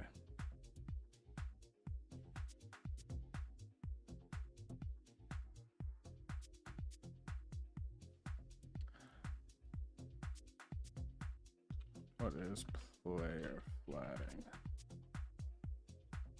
Okay, I'm gonna post this on Twitter quick.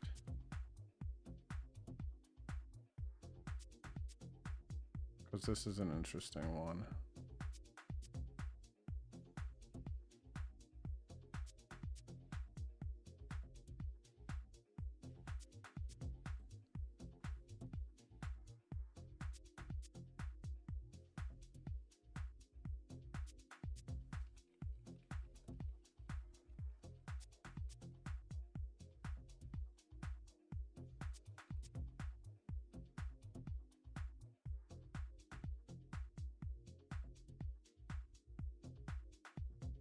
Oh, wait a second.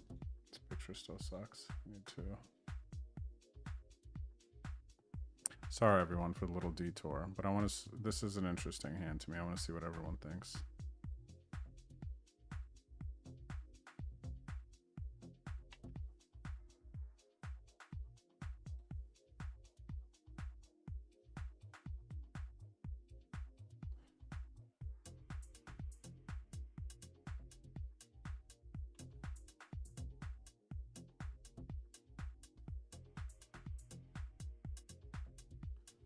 Okay.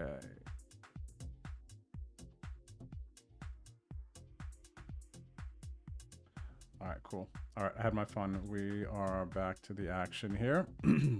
What's up, Almond John? How's it going tonight? Good to see you.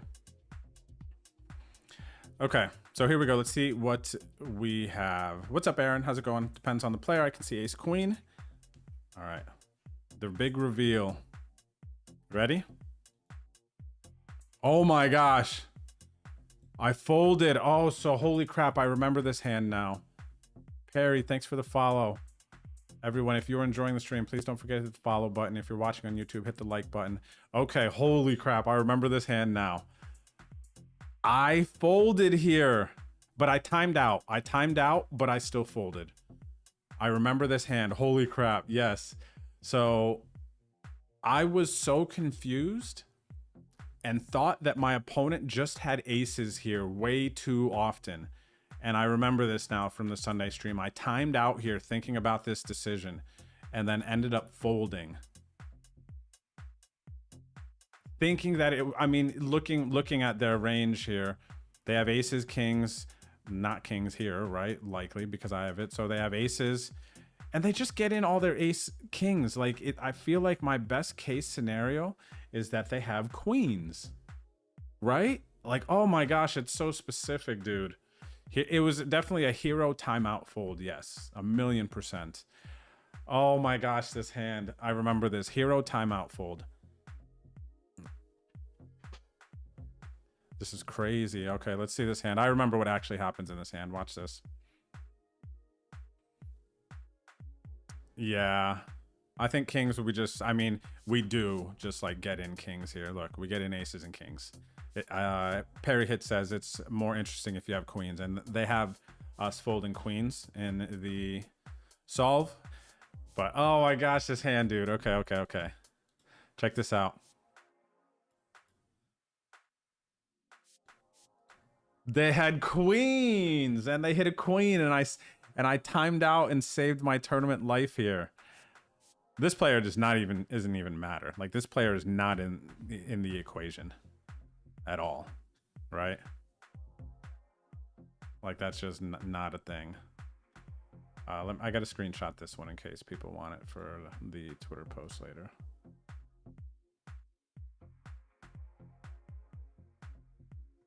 Results oriented. We faded, huh?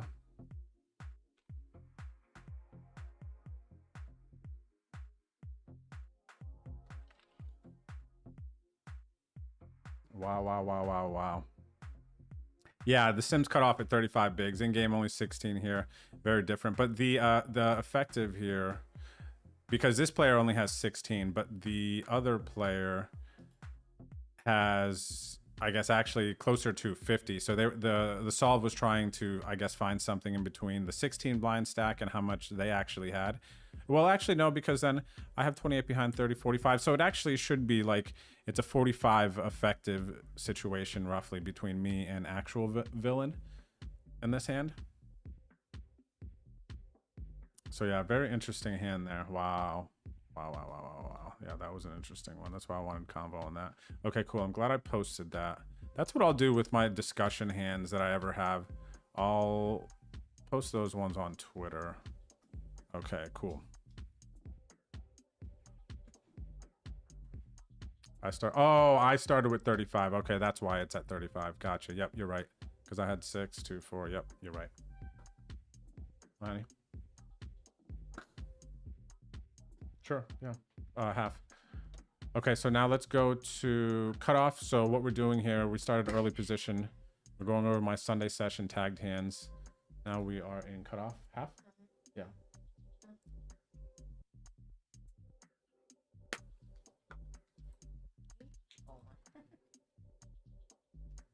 All right, so from the cutoff, I have a post flop hand here tagged.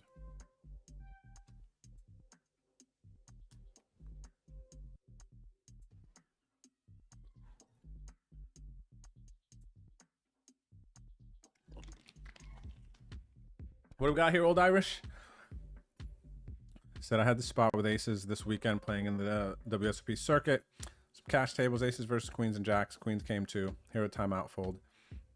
Oh, you did? I never could do that.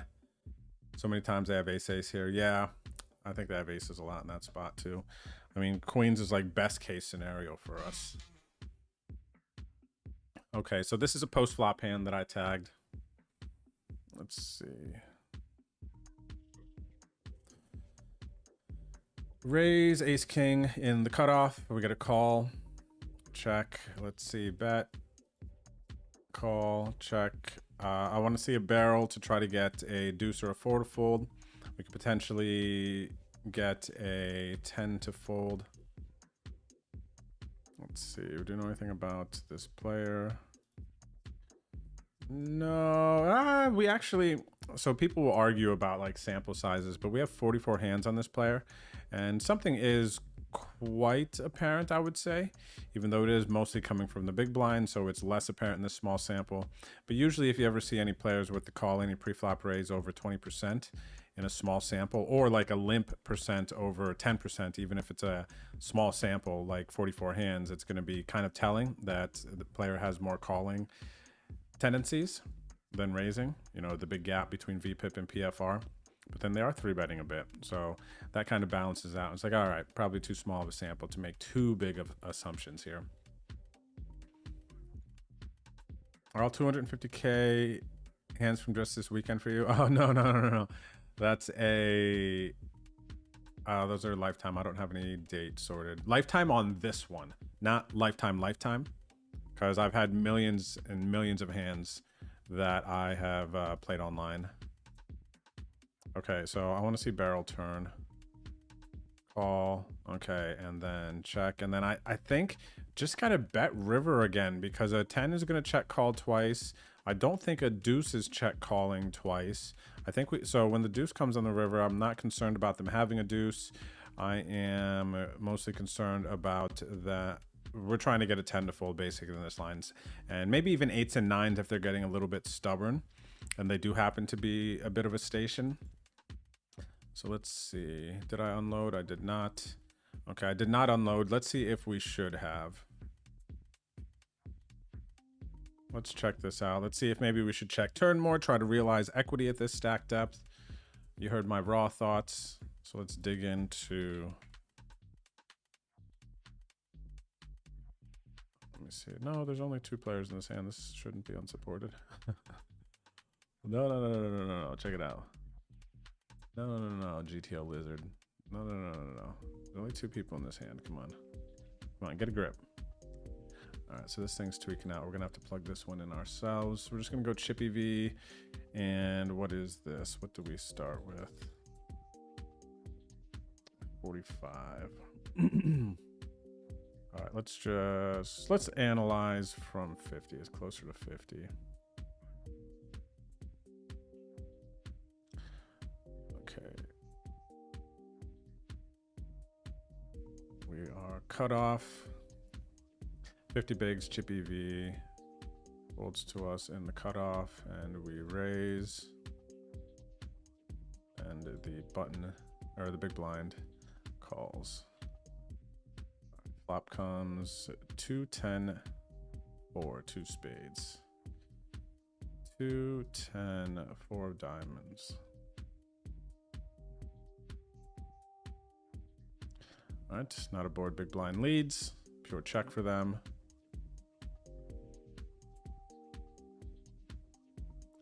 And then this is a board where we just get to go straight murder town.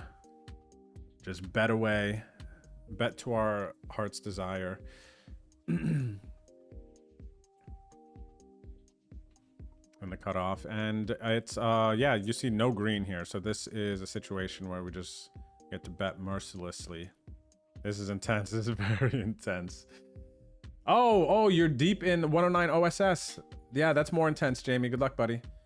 PKO 6 max. Ooh, nice, nice. You're in a good spot. Sending you some vibes, bro. And you're welcome, Brempo, on the study sessions. Cheers, man. I'm happy to be here. I'm happy you're enjoying it. What's up, Chi-Town? Good to see you as well. But whoa, Murder Town here on our betting strategy. Let's see. What did I actually go with? I think I was just... I'm choosing 2 bet sizes mostly. Small and a big. I am mixing in some half pots these days. And yeah, so we just went smaller, 3rd pot sizing. And that is the highest frequency of these bet sizes with everything. So I'm just going to compartmentalize. Like the next bet that it likes here is like a quarter or 20%, whatever. I mean, between the 2, I'm just picking 3rd. I'm not having these 5 bet size game trees that I'm starting on the flop. Like that's just crazy, especially for like 0.1 EV.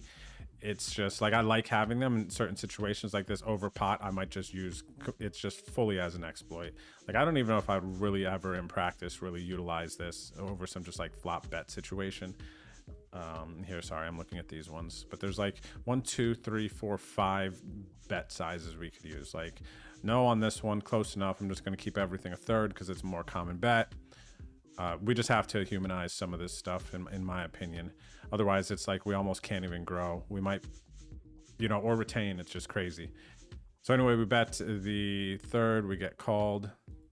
Turn is a jack, so we bet 3rd. Our opponent in the big blind calls.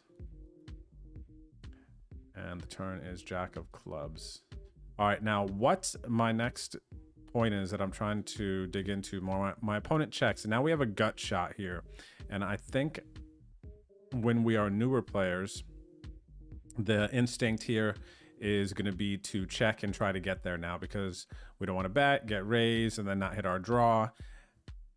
But I see an opportunity here to bet again, and like I said, get a 2 to fold. That's going to check call. We know if our opponent called with like ace deuce in the big blind, they're not just folding to 1 bet with when they have ace deuce, ace 4, or 10-8, 10-7. They're not folding to 1 bet there. So now when the jack comes on the turn, I like betting again because now I can pretty much get the deuce and the 4 to fold. If they have pocket 6s or 7s or 5s, those hands can now fold when we double barrel. I'm much more enticed by double barreling here,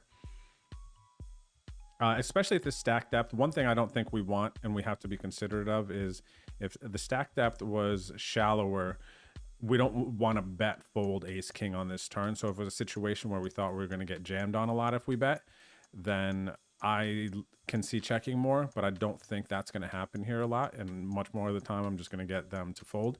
So let's see if this is good here, or maybe we should be considering checking here on the turn more. Let's see what we got. So big blind check.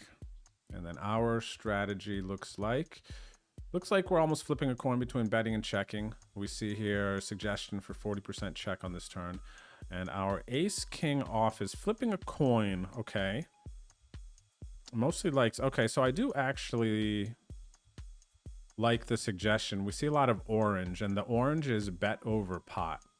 I actually do like that a bit, but we're probably just going to get over folds. But then what they continue with, so they must be continuing a bit here since we like the over bet with our over pairs, and then our ace king off here, and our, let me see, ace king suited doesn't want an over bet, ace king of spades, but the other ones like it to be in consideration. I like the idea of over betting turns a lot, honestly. I like having that in the toolbox. I have kind of pulled it out of the toolbox a bit lately because I wasn't finding much. It didn't feel quite useful in practice, the overbet. I was just mostly getting folds,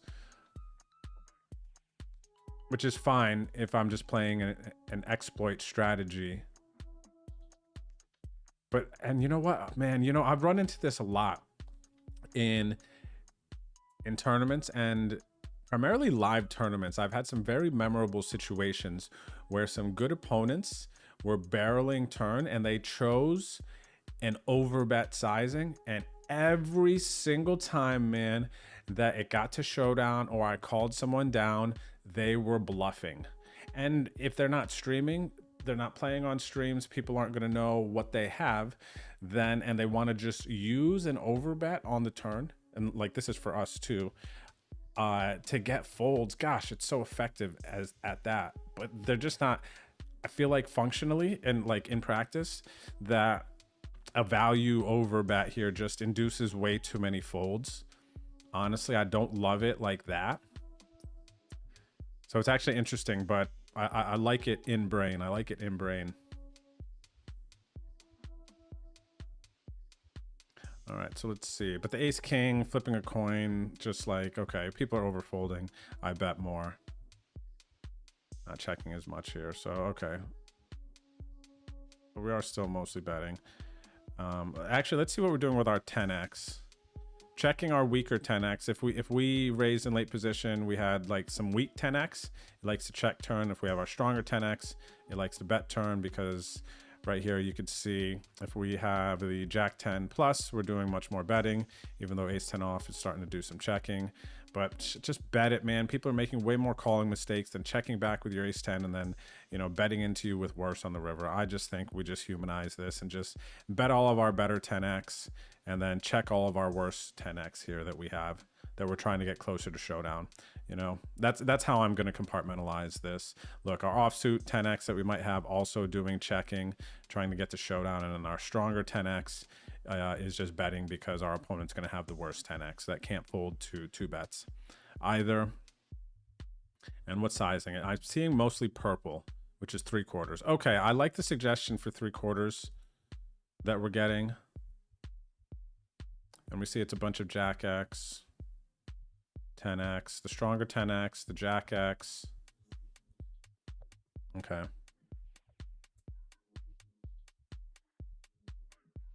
Hero Call says a node lock and solver will have us reduce our sizing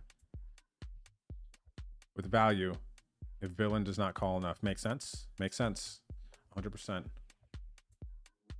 Okay, so now as played, next question, should we fire off on the river to get the 10x that calls twice? Because now we did just see that it's assuming our opponent is going to have worse 10x, which makes sense. That isn't going to be folding. So now we're pot controlling with our worst 10x, offsuit and suited. But then now we're continuing to value bet our better 10x. So with that said, now we got to fire again to get a 10 to fold on the river, I think, right? Let's see what the suggestion is for, though. All right, so big blind checks, and I went, so it's giving me 83%. We'll use that. Opponent calls, and the river is deuce of hearts. Not a jack, but a king or a lower. Would it be the same here, as big blind has a lot of king? If not a jack, but a king or lower, would it be the same? Okay, let's see here. You're talking about are you talking about the turn card? If the turn card was a king, Old Irish, or lower than a jack? Is that what you're saying? Clarify for me. Big blind checks. Now we are trying to see, is ace king piling off on the river here? We've raised pre, we've bet flop, we've bet turn, third, 3/4. Now on the river, blank deuce. Should we fire again? We got 38 blinds behind, 19 in the middle. Our opponent has 80. And the ace, the big blind checks, deuce of heart, gets to us. And it is my ace kings here. I'm just seeing checks. I'm just seeing checks. Ace king suited. I'm just seeing check. It makes me so sad to see this. The ace queen is checking. Oh my gosh, where's our heart? Where's our spirit on this one? We're just going to take these to showdown.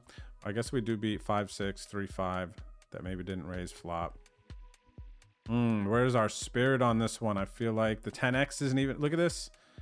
In position after the check, the deuce blanket. They don't have a deuce X here. It wants us checking these ones, then bluffing the jack 10 off. Jack 10, oh wait, jack 10 2 pair, never mind. Forgive my friend, he's new. Jack, jack, jack, all betting, okay. So our top pair is betting. The 10x, it's slowing down. Okay, I'm a little bit confused here. Let's see when I bet river what it has them doing. I'm going to bet half pot, or I don't think I'm betting 82% instinctively on this river. See, half pot gives them decent odds then. I don't want to do that versus good players. 3/4 I actually do like more. What's the suggestion for 3/4? Okay, 3/4 is the bet. If we're going to bet this river, okay, I can compartmentalize this. We don't need to half pot it. Seems like there's not much function. So considering it's kind of way off, I probably, even though I do like the half pot rivers, maybe I'll just slide over to big bet. Half pot giving them good odds, especially nowadays with some of the lizards out there. Yeah, really do need to affect their folding frequency. The question is, if we bet bigger here on the river, 3/4, are we polarizing ourselves too much versus players who will then start calling more? Half pot does look a little bit more value heavy. Half pot click up. This really depends. This is really dependent for me. I actually don't know that I can fully compartmentalize. Gosh, they just fold more when it's bigger though. I think I got to build my sample, man. I don't think I'm going to half pot bet any rivers. I think I just have to 3/4 pot bet. I think the entire summer, I'm just going to 3/4 pot bet rivers. I'm not going to half pot anything. I need like a pure, like real sample.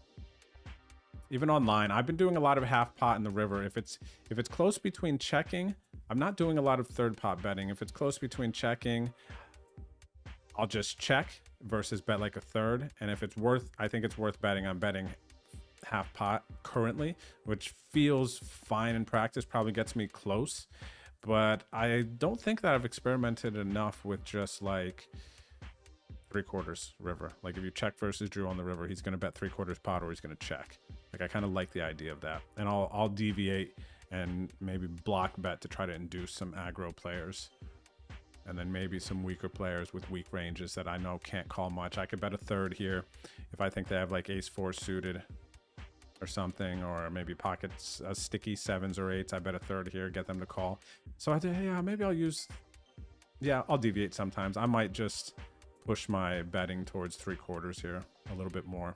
I'm not fully, since I moved kind of an adopted half pot in the river between checking and then half pot, I haven't really felt a nudge or like any extra power added to my like poker gauge by using it.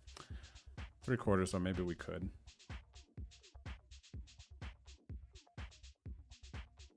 Let's see.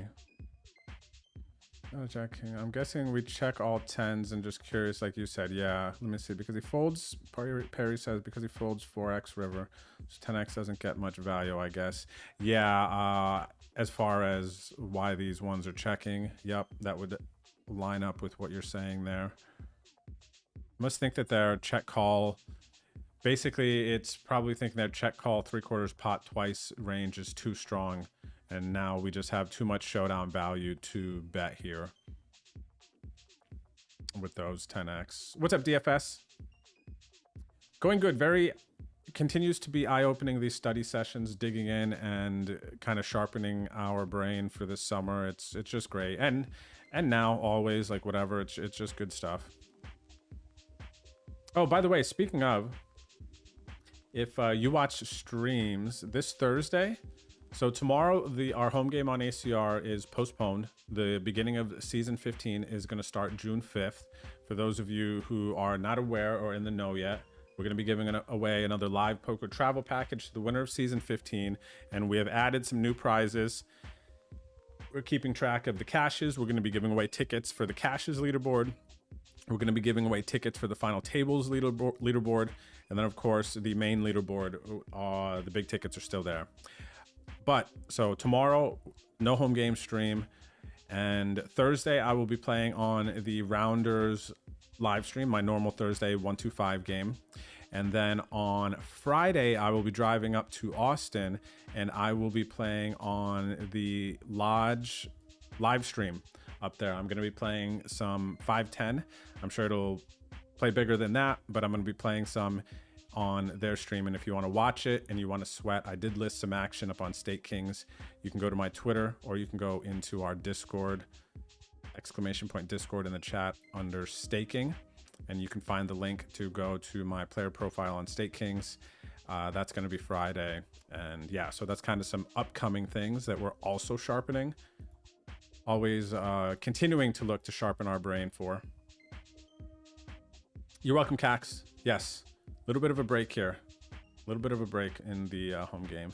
The games are still up. Yes, you can still play for sure, everyone. So feel free. I won't be around Wednesday night to partake and play them. And then the following Wednesday, I'm going to be gathering everything up because that week we're leaving for Vegas. So we got like a 3-4 day drive and then 2.5 months out in Vegas. So we got to prepare. As far as the schedule, I also on my State Kings posted a mini WSOP package for the first week and a half, 2 weeks of Vegas.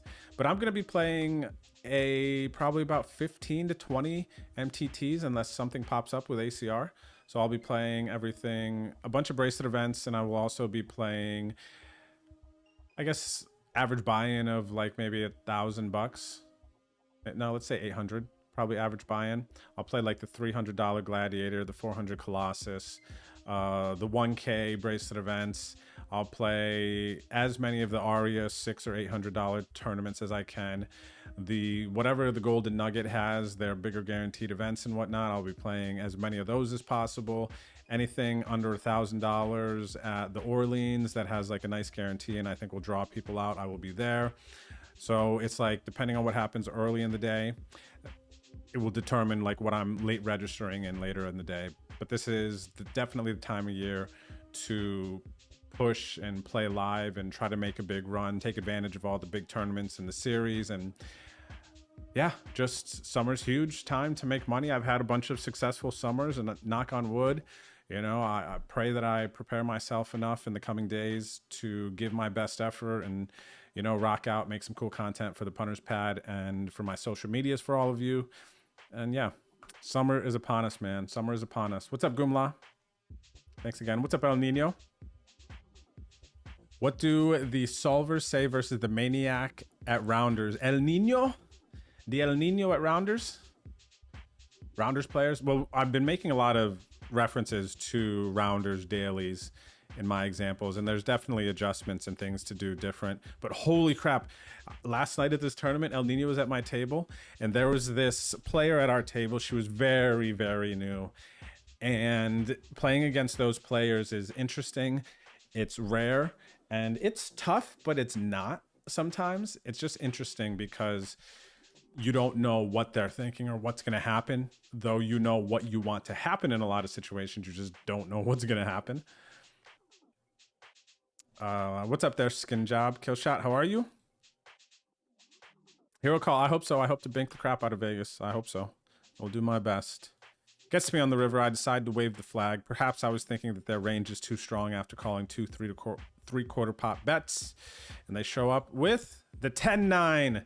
So we knew that a 10 is not going to fold often to a double barrel, and when they do call 2 3/4 pot bets, yes, they are going to have a stronger range when we get to the river. But like I said, I do think we need to fire that third bullet if we want a 10 to fold. Otherwise, we'll check here and know that we're accepting our fate, that we're going to lose to a 10 here a good bit. So it's really comes down to, I think, on the river, our major decision thought is going to be, is this player capable of folding a 10 on the river? Is this player not capable of folding a 10 on the river? Because they don't have a deuce. We're not worried about that. That's the big question I feel like I want to ask myself in the future here in situations like this. And the big thought to carry into that decision is considering with, oh, actually, I said 2 3/4 pot bets. The flop bet was a third, then it was 3/4. 10-9 is not folding to that bet line there, right? So they definitely have a 10 there a bunch. That's a thought. That's the thought, man.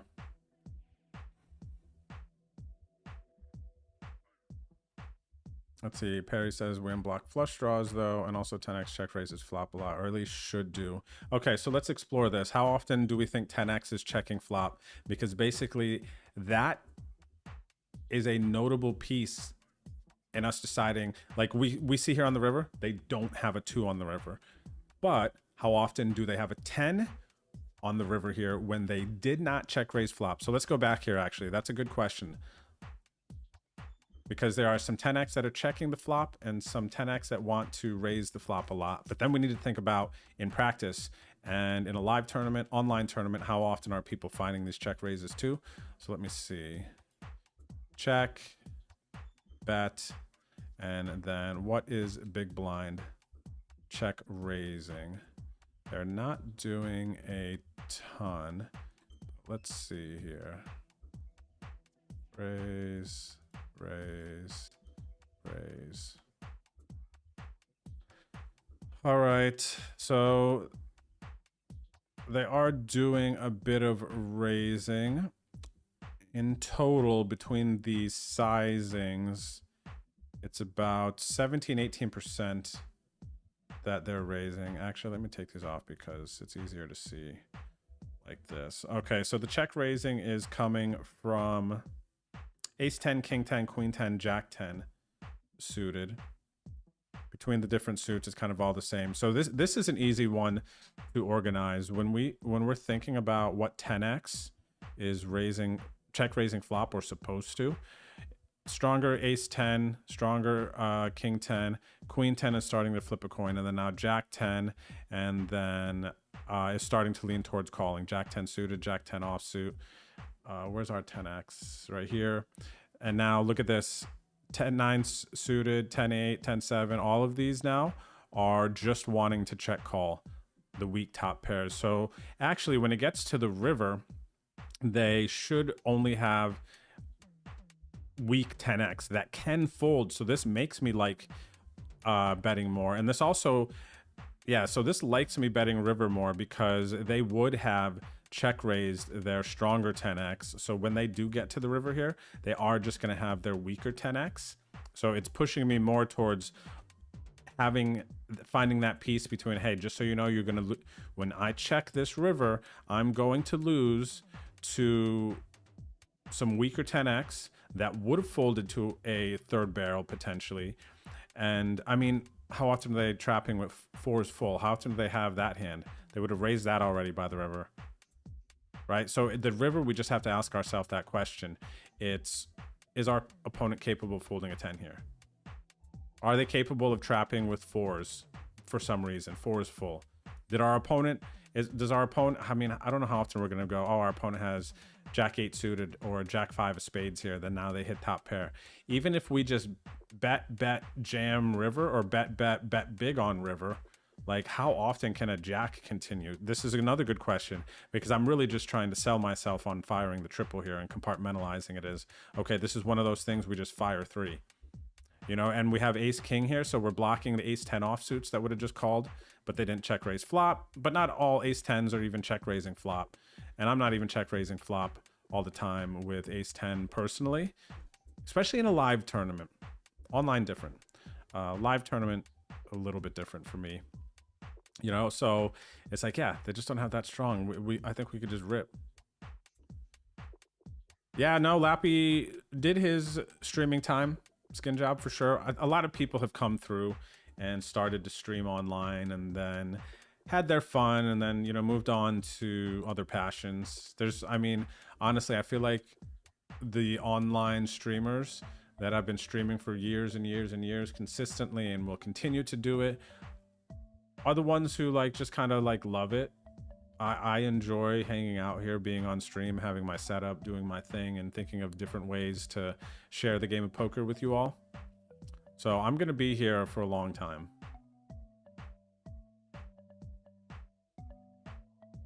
All right, so let's see here. What was the question? Oh, I want to see if we bet. The next question is now, how often are they going to be folding a jack on the river if we bet big? So let me go here. They check. And then if I bet 82% on the river, our opponent, I want to see how often. I'm trying to justify just setting this up and putting it in my brain as a triple barrel here. Right? If I think my opponent can fold. So if I see here that if we bet 3/4 and the solver likes them to fold a jack, that's going to really make me like barreling more versus just everyone and just putting people in tough decisions on this river. Let me see. Are they folding any jacks? The jack 10 here? No. Just call. Jack 10 off. Call. Jack 5. So here's the ones we want to see. These suited jacks. No. No, it wants them to just... Yeah, because we're not... What do we have? What do we have? Jack 8 offsuit here? Call. Stuff that would have floated flop. Jack of spades here. Yeah. It's not... It doesn't have them folding a jack. Even these weaker ones. But that means it's assuming that we have the bluffs. Versus Old Man Coffee here. If they were to fire off 3 versus me in this spot, I don't know that I'm calling with a jack. My Jack 5 suited and 4 suited and 3 suited or whatever. I might fold these ones versus them. You know, because again, thinking about these outputs, it's based off, you know, an input. And if it's folding here, or if it's calling these jacks here, these weaker jacks, then it just assumes that I'm bluffing if it's never folding. Does have, but we could see here now too, when I bet 3/4, look, it's folding. It's doing a notable amount of folding with the weaker 10x that it has. It has it folding the 4x. If they happen to have been sticky with the 4x, it's all now folding. Right? I just, for the amount of times they're going to have this weaker Jack X, seeing all the stuff that we get to fold out that is ahead of us really makes me like firing 3 here with the ace king. We're even blocking some of their stronger, if they just defended big blind with ace jack or king jack, we're even blocking some of their jack X that they're going to have on the turn, even though they're going to have the jack with a spade, and then most people aren't even going to have the jack offsuit stuff floating with a single spade. They're not even going to, most people aren't going to have that. The Jack 5 of spades and 3 of spades they're going to have. That's an easy one. But for how often that's a thing, gosh, I just love now. Small bet, big bet, big bet. Boom. Call me. I dare you. If you call me correctly, you win. But then also it's a nice value bet, I think, a value line versus sticky opponents when we do have big hands. So a decision to make on the river, for sure. A little bit more clarity around that. All right, cool. Wow. All right. Let's go, man. That's exciting. Give me a reason. All right, we're going to the button now. That was all of the cutoff hands we tagged from Sunday. Button hands we tagged from Sunday. Most people won't even have Jack X calling in the big blind. Legit, man. People are not... Well, people are defending more. They're starting to get it more these days. But I still think we, as a population, are still under defending our big blind. It's so weird, man. So this under defending, properly defending thing, it's like people were way under defending like in 2014, 2015. And then as we started to study more, people started to know that they have to call all suited and defend so much more. Now, because everyone knows that you're supposed to defend so much more and people are getting better post flop, I feel like now it's almost kind of regressing back to where we should maybe be defending slightly less. And it's funny because I had a conversation with Ape Styles at last year's WSOP after he had got third in that bracelet event. If you guys remember that. We were at the bar and Hannah was there for this too, and asked him, was like, oh wow, so you've been like on some runs and stuff lately, anything come to mind, like you do anything different? And he actually started to mention about defending big blind, adjusting his frequency there a little bit, maybe not, I mean, ape ranges, right? But maybe tightening up slightly, defending in the big blind in some spots. So like I said, it feels like the progression and the trend of things is maybe shifting a little bit. So maybe people are defending a bit more now, but maybe too loose at times. So that's just like ramble stuff. What is it? What on earth could this hand be? A mistag. You know what? Sometimes a hand will be over and my poker tracker won't update. It might catch the next hand or something and I should just wait, because I've had a couple of these like mistag moments. Okay, let's go. So now we are button. Now we are on to the small blind. What's up there, tow truck? How's it going today? Does the big blind and big blind Annie just reinforce big blind defend here live versus online? That's a good question, Old Irish. And first instincts would be that, yeah, live, we just have to defend more. Online, maybe we can fold a little bit more.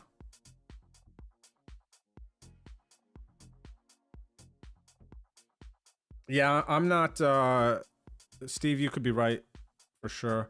I'm just thinking in terms of, well, one thing as far as defending big blinds live, especially to min raise, is we don't get a lot of hands to play live. And if it's a softer table, I am going to want to play more hands versus opponents. So I'm going to defend my big blind wider in some situations if I think somebody's going to play a very ABC post flop. And I do feel a little bit of an attachment when I'm throwing that big blind Annie out there. Whereas if it's online, you know, we're just getting our small Annies. Like, I feel like we care less, right? On a just a very simple psychological level. All right, so let's see this hand. Hopefully we got a good tag on this one. What on earth? Oh, come on, man. There we go. Okay, it is not doo-doo. Okay, so first decision point. I don't have this. I already know just by looking at it, I don't have this compartmentalized well enough. 20-ish bigs. What do you do? Let's see what you guys think. What do you do? You have 23 blinds behind. It is folded to you in the small blind. You have king, queen offsuit. What are your instincts? Big blind has 38 blinds, so they cover. Do you want to call? Do you want to raise? What are you feeling? It's going to be some sort of mix, right? But what do you lean towards? Maybe it'll be a pure something. Maybe it'll be mostly limping here, actually. Maybe it won't be that as much of a mix.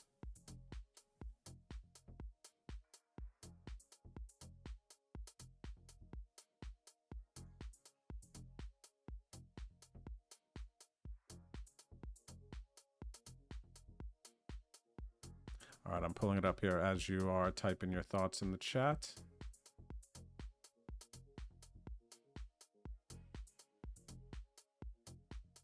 See, 25 effective. And it folds to us in the small blind.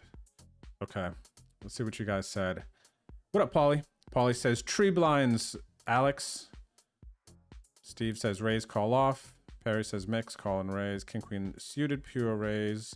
Old Irish mix, 3.5. Gumla says raise, call off. Phony says limp jam. I think the limp jam's sexy. I love getting in limp jams. I don't know. There's something about them. Just like boom, right? What else? I also want to execute. I saw Pads got a sick triple check raise in the other day in a hand. And I was like, oh man, I'm gonna get at least just like a flop and turn double check raise bluff in. And I was thinking about what hands. This is funny. I was thinking about what hands just off the top of my head. I had no examples. It might have been yesterday at some point. I'm like, man, what would be some like situations I can just put in my brain to look for a double check raise? And the first thought that came to mind was like all diamond flop, I have ace of diamonds. And maybe we have like 30 to 40 blinds. And then I'm out of position. So check, they bet, raise, they call. Turn is a relative blank. I check, they bet again, because versus a check raise check, like that line looks weak, right? When you check raise check, I mean, from the big blind, if you think about it, the hands that we check raise check, a lot of times we're looking for picking up that double backdoor equity, and then we don't, so we shut down. Like that's kind of how we could, you know, separate the two. So thinking about that generally and simply, like the double check raise is kind of funny and fun and cool, but uncommon. So it could make people really uncomfortable, but it's also very memey for me. And I'm thinking about boards and spots that I can do that more, because I just want to, I might have a little WSOP side mission sheet that I keep. And let me take a note of this. This could be funny, because double check, like meme situations, because I'm going to be doing 30 days. Or actually, I might do the whole summer. I'm going to do just because then the main event. No, I got to do. So it's going to be more than 30 days, but I'm going to be like full transparency about my playing schedule and doing like a daily diary on my Twitter. I believe it was noticed. It's like, oh, you should keep a spreadsheet for people to follow and see like what you're playing, how you're doing.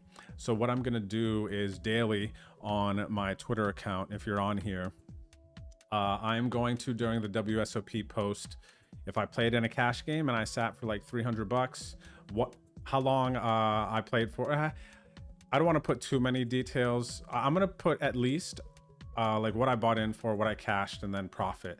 And then at the bottom, after I go through like live cash or tournaments, whatever I did that day, I'm just going to have like a little diary thing that I might talk about a weird situation at the table, maybe a weird hand that happened, or maybe I was in a funk or I had some sort of emotional setback. And I'm like, oh man, I was really off today because of blah, blah, blah, blah. And you guys are going to be able to see, you know, oh wow, Drew randomly played a cash game after busting out of his tournament and made like $5,000, or he lost $5,000. I'm going to put that all on Twitter throughout the course of the WSOP. And getting to what I was talking about before, maybe on that list, I will do my little meme side quest things, get a double check raise through. I'll do like a $50 giveaway or something stupid like that. If it connects with anyone and this comes up again, then maybe we'll do it, but random thought. Yeah, like a bingo card, Steve L. And then do some sort of giveaway if I like fill them all out or something. Okay, so let's see this hand here. King, queen. What's the frequencies? 24 bigs effective. Small blind, it folds to us. And the king, queen offsuit is mixing. Mostly likes raising to 3 at this stack depth. 3.5, kind of same to me, really. But yeah, so we are mixing with this one. And now let's go to the hand here and see, but I want to see if we are check jamming. Actually, let's just look at it now. Let's think about what are we check jamming when we call here. When we just call, what are we call jamming is kind of an interesting conversation, I think, too. Right? So let's look at this. This is mixing. What's the pure raises?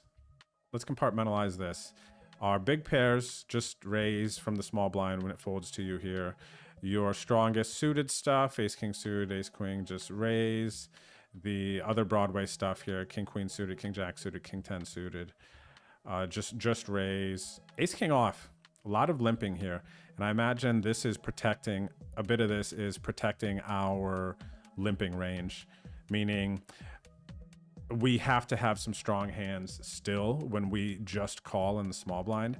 So ace king functions nicely in there. It's this is going to be an easy check raise. I wonder about the king queen. I really like the like call jam with king queen offsuit, and then we could see kind of all of our worst offsuit we're mixing that we're calling here. Our queen x, our ace x, and then we do have the simple range, the jamming from the small blind for about 25 effective. It's very condensed and unbalanced, but you could be doing this. But the jam for 25 from the small blind is just very, very condensed, and it doesn't have the best hands here. So it feels fairly easy to play against this range, but you get to do it, you got to play for 25 blinds.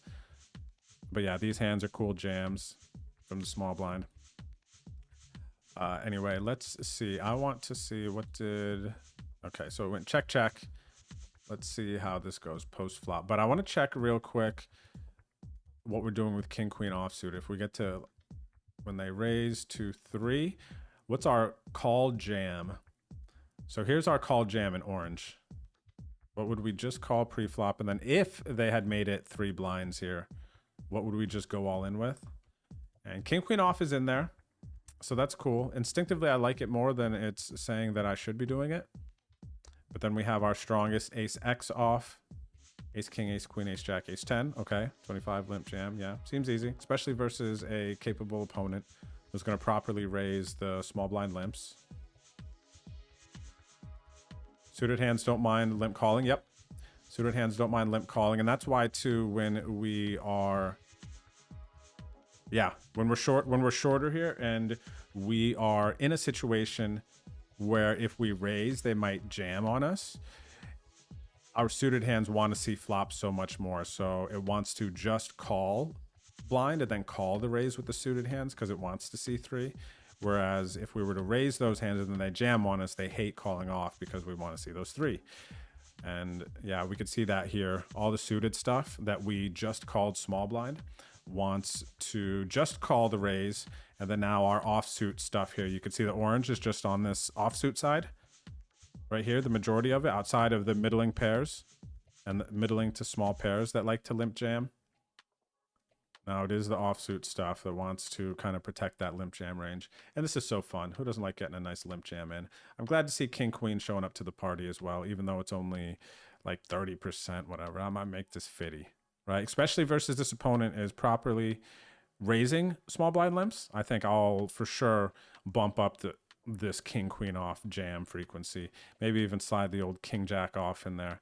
Now I'll probably put the King Jack off in the 8.5. Fold if I'm going to be doing it. What are we 8.5 call off? Do we have any 8.5 fold? Jack 8 off. Still offsuit stuff. You can see there's nothing on the suited side, the pink, to like limp, non all-in raise from 24. It's again just some raggedy offsuit stuff that has no value in calling, but maybe blocks some of their jams with the king high, queen high, jack high. You know, ace 9 off looks like it's full frequency. 8-7 suited for like silly mathematical balance purposes. Look at this guy over here just hanging out by them their lonesome, wondering 8-7 suited is literally here wondering, why am I here? And then the ace king offsuit on his way to all in walks by 8-7 suited and goes, just trust me. You're like, okay, GTO wizard. All right, so let's see, how did this hand play out? For board coverage, son. For board coverage. And then 8-7 is like, oh, thanks, Pops. Okay. Oh, such a funny game, isn't it? Good luck there, Goomla. Final 4 in the Grips Invitational. It's up there, top 1.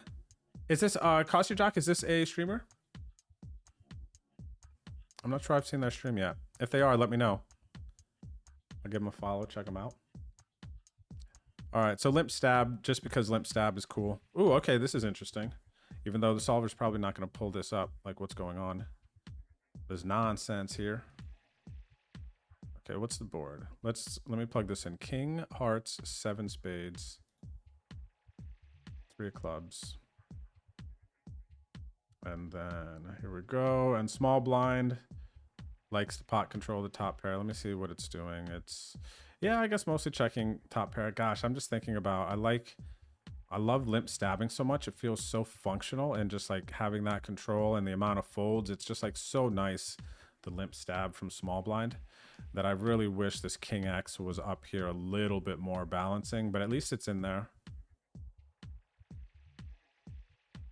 Okay.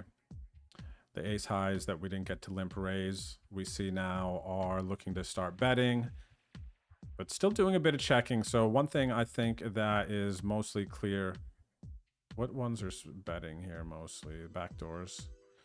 Okay, cool. Yeah, so look at this. There's a lot of betting, if you kind of close your eyes a little bit, coming from the suited side over here. And it is the pair plus straight draw, the double backdoor hands. Well, I'm sorry, straight draw plus flush draw, double backdoor hands here. Like to do the limp stabbing here mostly. Like we're thinking about how to organize our brain of what am I going to limp stab here? Double backdoors. Okay, cool. Like I'm going to start betting that stuff. It's mostly, it likes betting the most, limp stabbing, because you could see even some of our stronger stuff is not doing as much limp stabbing as we would think. Like the King X, we're getting more stabbing from the double backdoors, limp bet versus our King X. I think a lot here, and obviously betting is totally fine, but I think a lot about how much I want to support my limp stab range. Okay, so let's see here. We did bet, and then they raise. What on earth? What are they raising here? This feels unsure, actually. This doesn't happen a lot. Not this is a spot in the game right now I think that is probably understudied, but because the limp stab in the small blind is becoming more common, I think this is we're going to be facing more of these, honestly, even though we're not facing a lot in a lot of situations. So what are you raising? King 3-7. And I'll tell you this because we're studying. I really like the function of this raise in spots like this on kind of like dry boards in position. If I was contemplating wanting to check turn, this raise here, a lot of the time, I feel like, especially in live poker, it just gets you so many checks on the turn in some situations where this almost, I feel like, feels like a check raise out of position with the double back doors. It's almost like raise the double back doors. And it's now it's even funny if you think about it. It's like, okay, limp stab the double back doors. Oh gosh, okay, I got double back doors too. Raise the double back doors. Like, I wonder if we would re-raise the double back doors versus double back doors. Okay, let me see here. So what do they have big blind raising? It's like nothing. Oh my gosh, the solver is so unimaginative. Wait a second. Okay, I'm sorry, not bigger bets. But I love the suggestion for 460% pot. Thank you, GTO Wizard. The 80% raise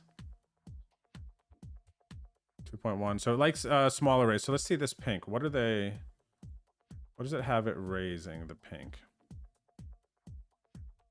So the board here is 3-7 king. So let's see if it has it raising a 3, a 7, if it has it raising the double back doors, if it has it raising like a gut shot here on the flop. Gosh, it matters so much what they think we're limp stabbing to, though. The limp stab range seems fair, though, what they gave us. So let's start with the most common raises here for them. And it's going to be the king, queen, king, jack. So the stronger top pairs here are going to be their raises, mostly. And then I see 2-pair. So value, it's mostly value, right? It does have some raising with the pair and double back. No, there's just a pair, double back door, the hearts here. Like, see this 7-6 of hearts? It likes it of the 7-6 suited hands. It likes the backdoor hearts here to raise the most. Actually, this has got backdoor clubs here too. So it is honestly not worth thinking about. So it's just like we can raise the 7-6 here. The 7-6 is nice also because it has the opportunity to hit 2-pair, pick up straight draws, and then we can decide whether or not we want to double barrel or try to realize equity. So I like that. So I like the idea of raising here for that specifically, even though it would kind of suck to raise a 7 and get re-raised on this flop and then have to fold. I think that's like worst case scenario when raising a 7 here. But past that, it feels like just functionally nice. I think we need to have, I need to have more of this in here. Yeah, I need to have a lot more of this in here. I need to program a lot more of that in there. Yeah, sit, click back, jam any turn. I love the creativity, Matt, and like the heroism in that statement. I do. I think we need to find those things, man. Yeah, their raise here does seem quite value heavy, and I don't think that a lot of players are raising a 7 here. Honestly, even the really strong players, I don't think a lot of them are raising a 7. A single 7 here in the situation. They're just like calling, playing in position, and you know, realizing their edge post flop, which makes a ton of sense. But gosh, I do like the idea of raising this, especially for the people who are over limp stabbing. Gosh, can we exploit them if they're, especially if they don't even know how to respond to raises? Oh, it's everyone. Don't talk to anyone about this. This is just between us, okay? Look at this. This is a sexy one too. Raising the 8-9 suited. Let's see. Heart, spade, club. Heart, spade, club. And diamonds too. Just with this straight draw. Sometimes GTO Wizard is kind of gangster. I like it though. Everything's about the double back doors, man. Everything's about the double back doors. Okay, so let's see. We're not folding. Oh my gosh. I literally have to turn off the stream if I fold here. Okay. We're still in it.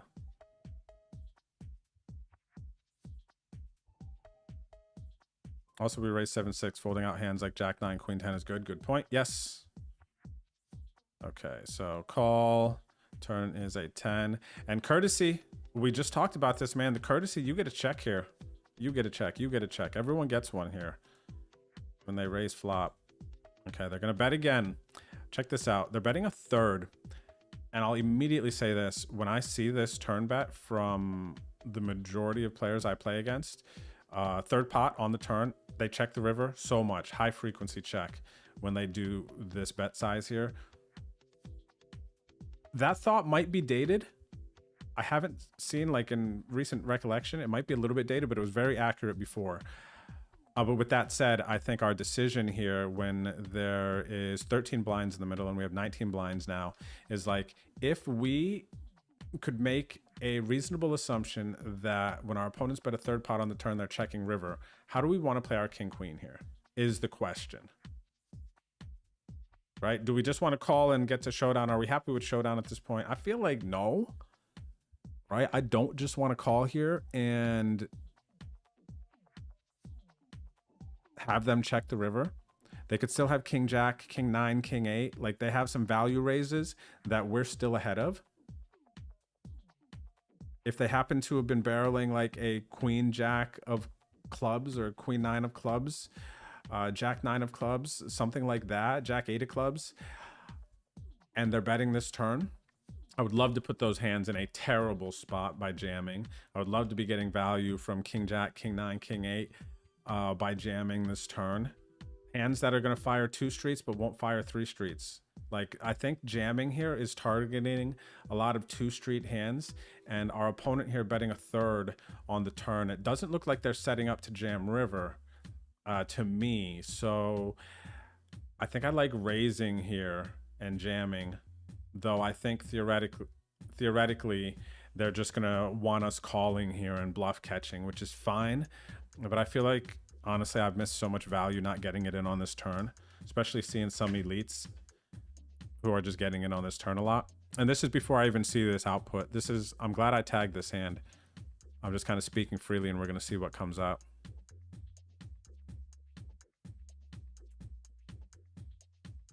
Pot controlling turn draw usually. Yeah.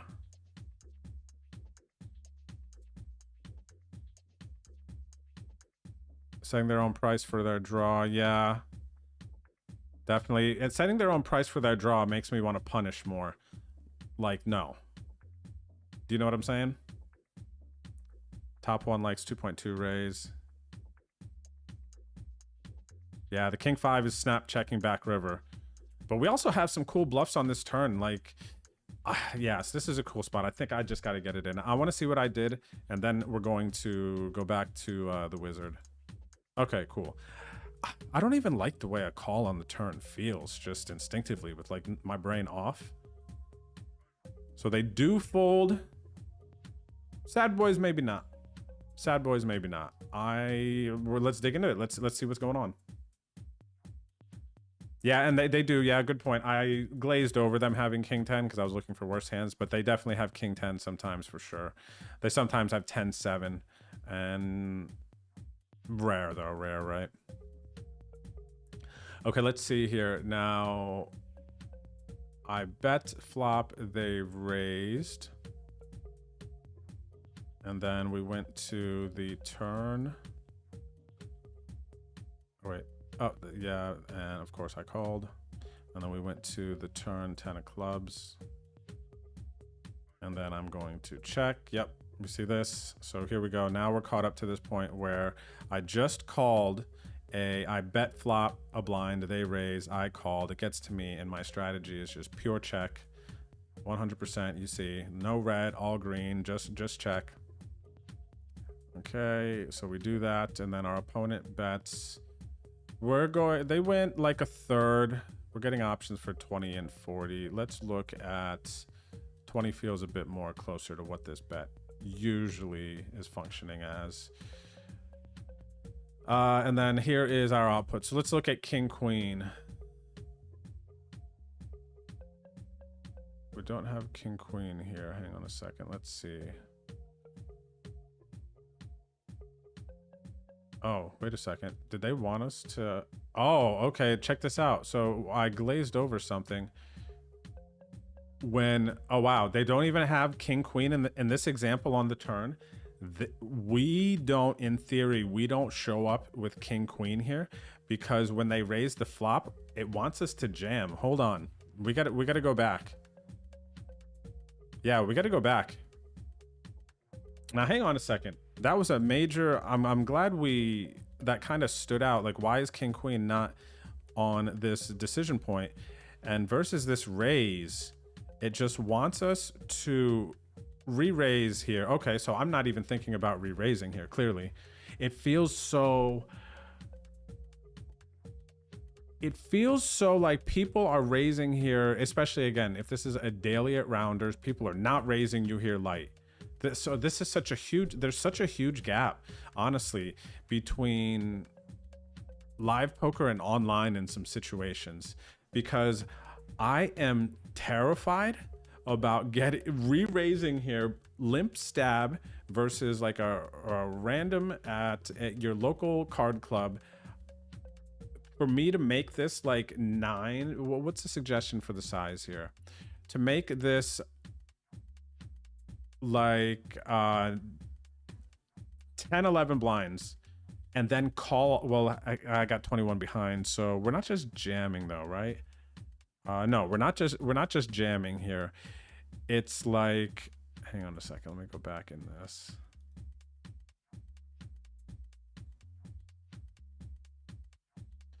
Bet, okay, bet, raise, and then we're here. Okay, yeah. You know what I'm saying? Like, it's versus a wizard. Okay, raise, get in here. But versus a random live daily tournament, the $300 WSOP Gladiator, the 400 Colossus. I mean, if I'm re-raising this flop, it's because I think I'm getting it in with worse King X, right? So there are those people who are going to overplay some top pairs and stuff and re-raise here. I need to think about that for sure. But gosh, I feel like they're just calling and pot controlling so much. The weakest competition is not raising their King X to get it in on this flop. The overplaying competition won't be thinking about that, so they just have a king. I'm getting it in, and they will be raising to protect and all these other things. So there's like a category of players. And then I feel like more calculated opponents, the regulars and whatnot, are not going to, I don't know. That's where I'm gonna slow down, because there are gonna be people like, what do you think I have? If I limp, stab, raise, and then re-raise here, are you gonna put me on like ace king, or you put me on ace queen, or king queen, playing that fast? And if not, then now you're getting it in with those kings. Oh, interesting. That kind of like third arrangement. Okay, we got to dig into this more.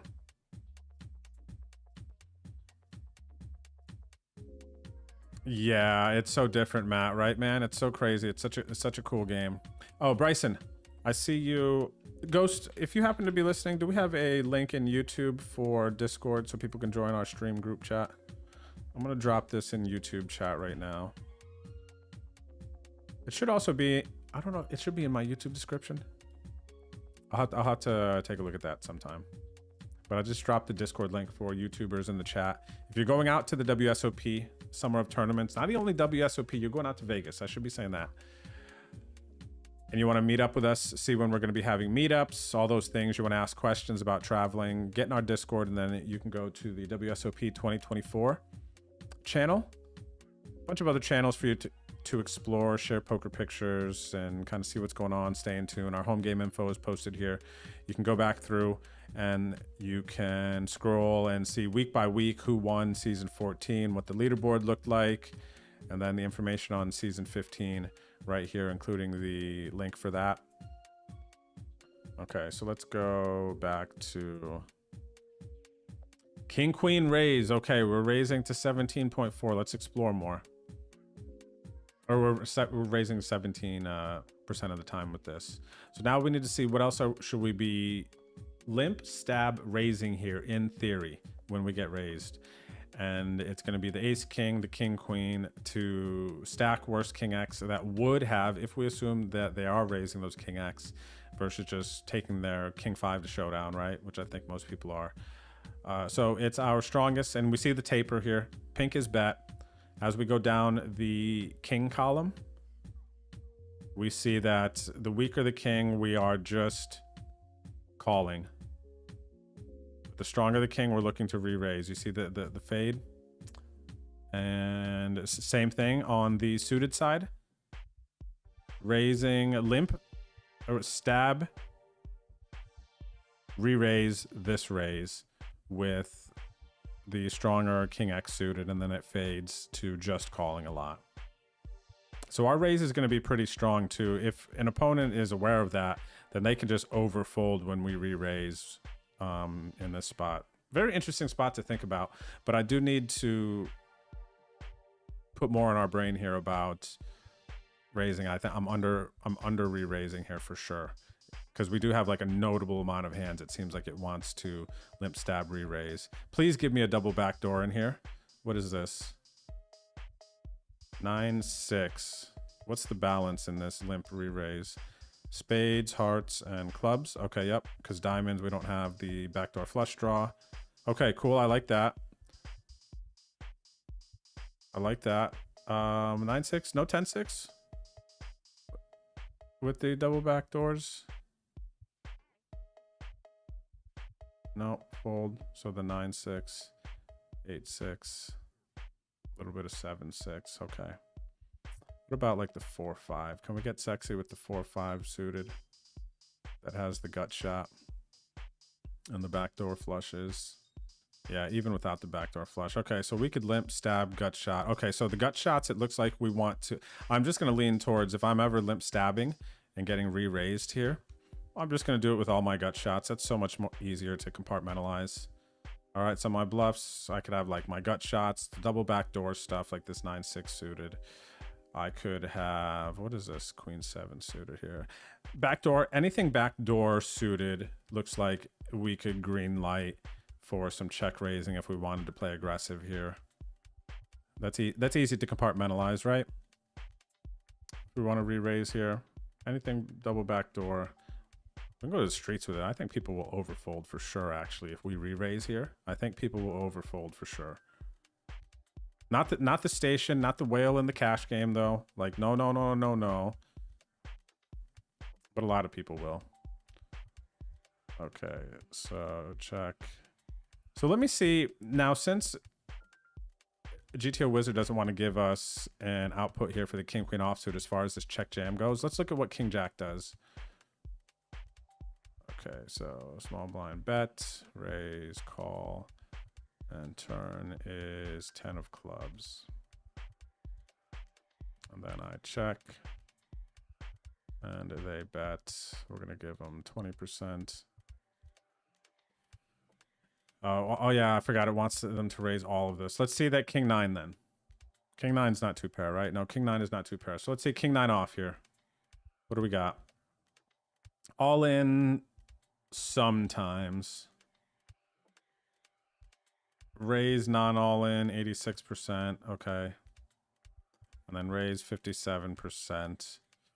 Let me change this versus a 40% bet. I want to see if we do more all in with more chips in the middle. Because they went like 30%. So I'm choosing between 20% sizing and 40% sizing. And then, yeah, look. So once... No, it's less. Actually, when it is more chips, it's less. It's still getting it. It's still raising turn. The big thing is we're not check calling turn with King Queen here. That's the first big takeaway. King Queen, King Jack, King 10. If we happen to have those hands here, we show up on the turn. King 9, King 8. The stronger King X here is not just check calling, but the worse King X here, we could see King 7 off and down. King 3 is two pair. That's why that one's raising. And then the worst King X suited down is mostly calling through the turn, but we need to focus on raising, at least check raising on this stack depth, our stronger King X on this turn. So this is too strong. Now jam, it does not seem to be like a high suggestion here, which makes me okay. But you know what? Like, I don't think if we make it non-all in here and we make it, what, geez, 9 and have 10 behind, I don't think we're giving our opponent as tough of a decision as all in. And when they do have those worse hands, like I want to give the gut shots and the hands that have equity versus me a tough decision on the turn. If I make it 9 here, I think if they have like queen 9 of clubs, they just call like all the time. I don't think that they just fold, especially if it's online and they could just click a button.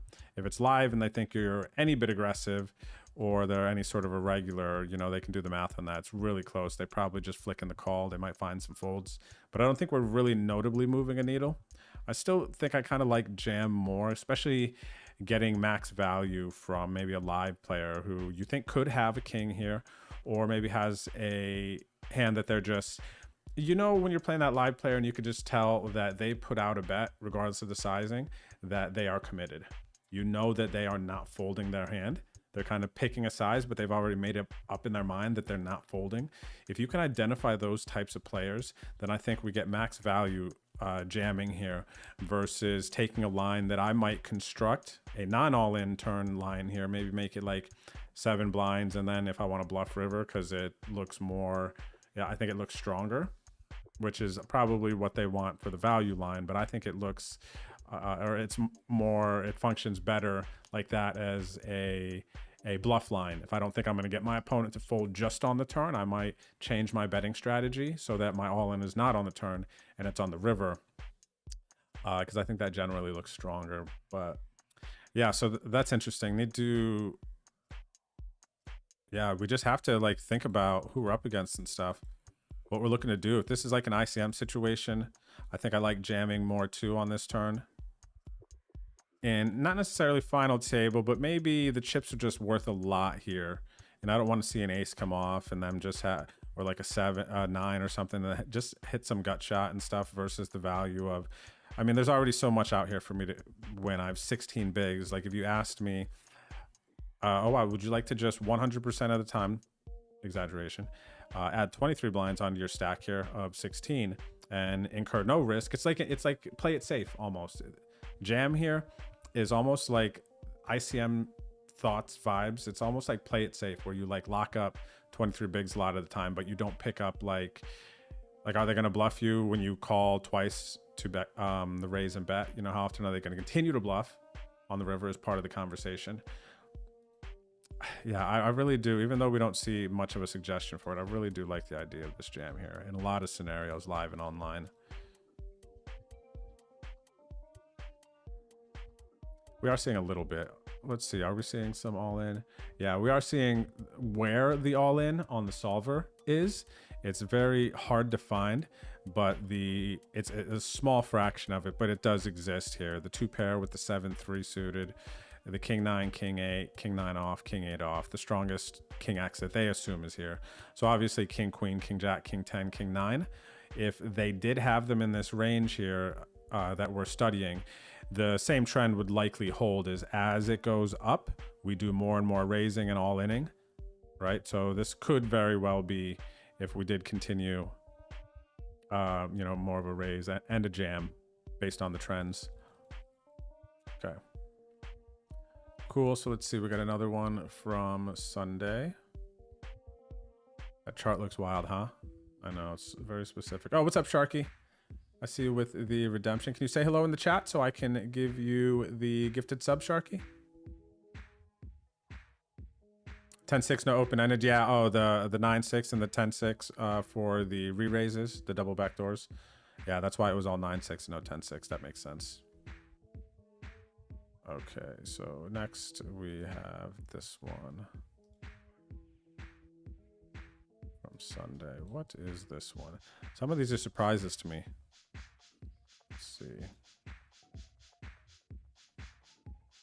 Okay. This, what's the bottom here? What's the worst hand that we are calling? So check it out. There is a hijack open cutoff, jams for 21 blinds, and it gets to you in the small blind. You have pocket 7s. If this was a PKO, I'm not assuming it's a PKO, Even though for some like online stuff, I feel like with ACR, especially for how many PKOs are running, I really do feel like I need to brush up more on PKO strategy. And GTO Wizard has it in there. And I almost did a PKO session today, but then I was thinking, man, I tagged enough hands on Sunday, but then also I'm not gonna, the big one was I'm not going to play any PKOs in Vegas. It'll be mystery bounties. So it's just like, this felt a little bit more efficient with our time given all things. That said, let's not assume this is a PKO. Let's assume this is just regular. What do you guys, what's the worst hand you're calling here? Or getting all in with? The initial razor and the hijack has 48 blinds effective. Okay, hello Sharky, I see you now. Let me get you this sub quick. Thank you for watching the stream. Thank you for supporting. All right, that sub is now yours. Thank you, Sharky. Oh, Goomla, you had a hand history. I just see that right now in the redemptions. Are you still here? Goomla, can you say hello? Okay, so Wahoo's 10s, 7s, 10s plus for Wahoo. Matt is 7-7, close to bottom here. Okay, let's have a peek. Goomla, let me know if you're here so I can review your hand. I'm sure you posted it in Discord, right? He knows. Still here? Okay, perfect. Let me, I don't want to forget. I'll do it right after this 7-7 hand. Okay, here we go.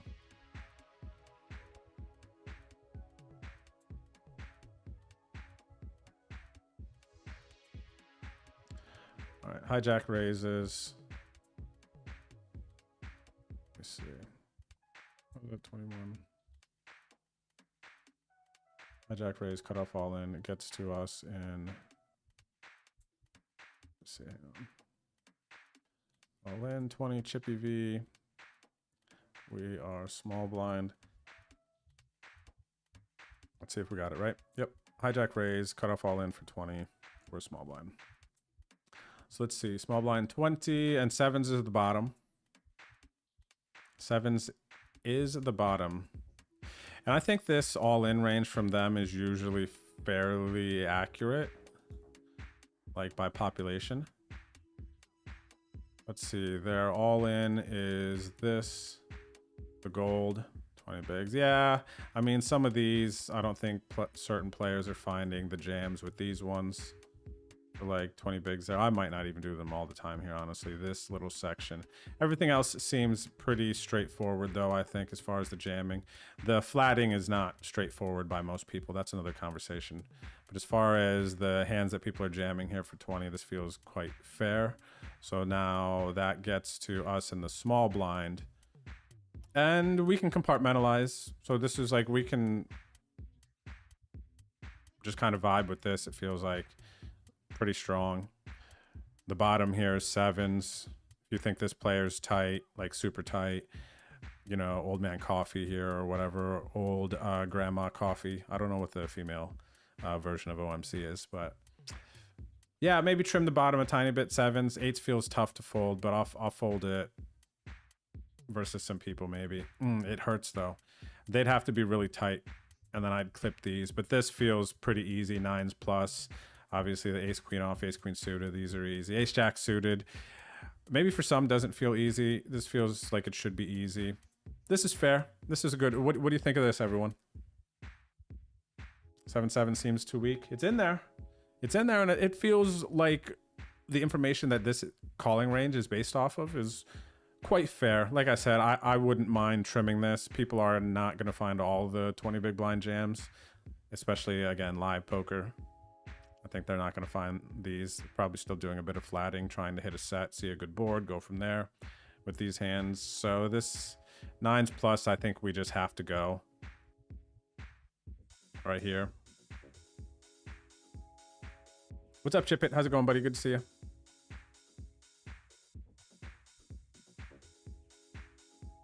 You're welcome, Sharky, for the gifted sub. Yes, so that does change the scenario, Perry. Perry says, but in this example, we are 50 50 big blinds effective. And what that means is if we go all in here, then the initial raiser still has 49 blinds that we could lose. Now, I think I would only want to jam here. And we basically, while that's a consideration, I think when we jam here, they only call their top 5% of the hand. So they almost feel like a non-factor. And even when they call ace, king, ace, queen, we have an opportunity at winning a big pot. So that's accurate. But yeah, like I said, I just think they're just mostly going to be folding here versus this action. Like there might even be value in jamming 7s and 8s here because they might fold 9s. Jamming 7s because they might fold 8s. That feels like a consideration. Are you calling off here? Are you calling off here as rectum in this hand? If I jam, are you in the chat? Be honest. We need to know. Are you calling with 8s and 9s here? Because that makes me like jamming 7s more and sticking to this. Do you get what I'm saying? Because this example here is based off 20 bigs, and this situation is 60, but I'm just thinking about how often we even win a massive pot when this opponent calls with ace, king, ace, queen, and we just win a flip on the side. Right? 9-9 is obvious. So Groomlaw, you're calling 9s. 8s puts you in a tough decision here when I jam and you have 50 bigs. In this situation, I think people are folding 8s and 9s thinking about it. When in doubt, just push and pray. I mean, I don't hate it. Better to fall on your face, right, than to fall backwards. Okay, I'm going to fold 8, 8, and 9, 9 maybe is offset by the times he has 10s plus. Maybe, yeah. So maybe we're not actually... Like, it does incentivize... And bigger pot, yeah. That seems fair. Gosh, I still like the idea of getting into a flip here versus ace, king, and ace, queen and winning it for heaps in a situation where they just fold 95% of the time when I jam.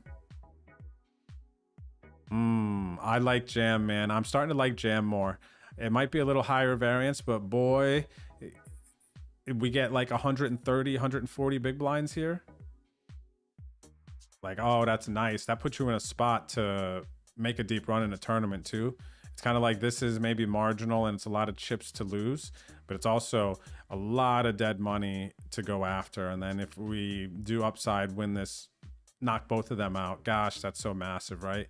I might even take that midway through a tournament, like love this spot because of the potential upside. And yeah, sometimes I'm going to lose, but then, man, I'm just more efficient with my time at that point, right? It's like, do I want to be more efficient with my time and potentially win a massive pot here? Or just pick up, you know, lose and still have my stack utility, sometimes lose to 21, which is going to happen, you know, a whatever percent of the time. I lose 21, I'm down to 47 blinds, and I'm still navigating quite the same, really. And I'm still second in chips at the table. Almost tied. Thinking about upside. That's my new thing. Thinking about upside in some spots versus being conservative. I do see some upside in this situation, playing aggro. Yeah, jamming PKO. Yep, for sure. PKO feels like an easy jam here. All right, sick. Very cool. This is a fun one too. Let's see what happened. Boo! Boring. Come on, man. Find the jam. Slowing it down, I like it though more. Slowing it down, I like the jam more.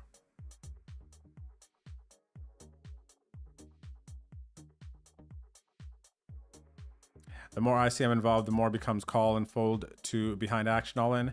Yeah, I could see calling here with intentions of folding, and I will do that sometimes, but I know it's probably...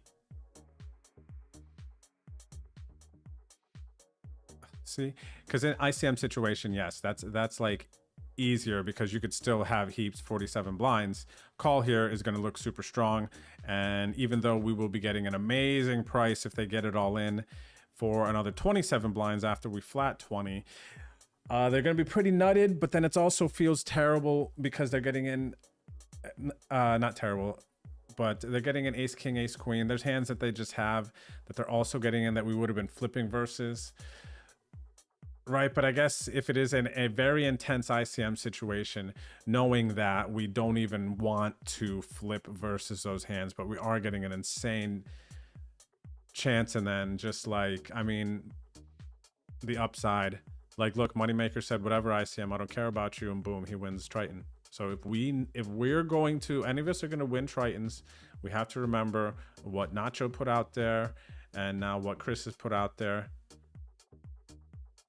ICM is not a thing anymore. That's it. If you want to win titles, all right, you want to win at the highest stakes in Triton, you have to not care about ICM. I might be with it, man. I might be with it. I don't know. We'll see. We'll see. Okay. Let's see. Let me look at Goomla's hand. Let me look at Goomla's hand quick. I don't want to forget. Goomla did a redemption here. The more and more you watch the stream, you build up channel points. You can use it for things like this. We're studying, and Goomla has a hand that I'm going to replay for him right now. If you are wanting that too, now's a good time to do it. Let's see. Where did you put your hand, good sir? Poker hands, right? That would make sense. Where is it, Goomla? Where's your hand, buddy? Have you put it in bonus hands? Nope. Nope, not here. Where'd you put your hand, Goomla?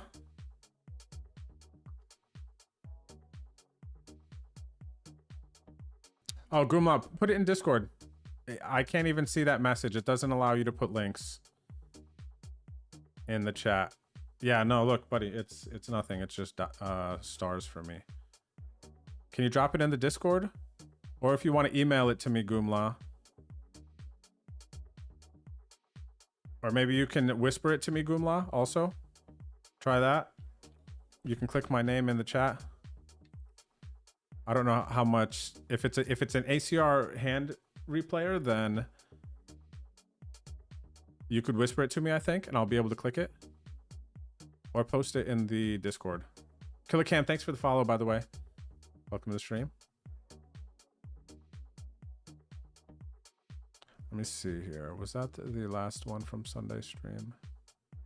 That was, and that was small blind too. Yeah, let's take a look at Goomla's hand.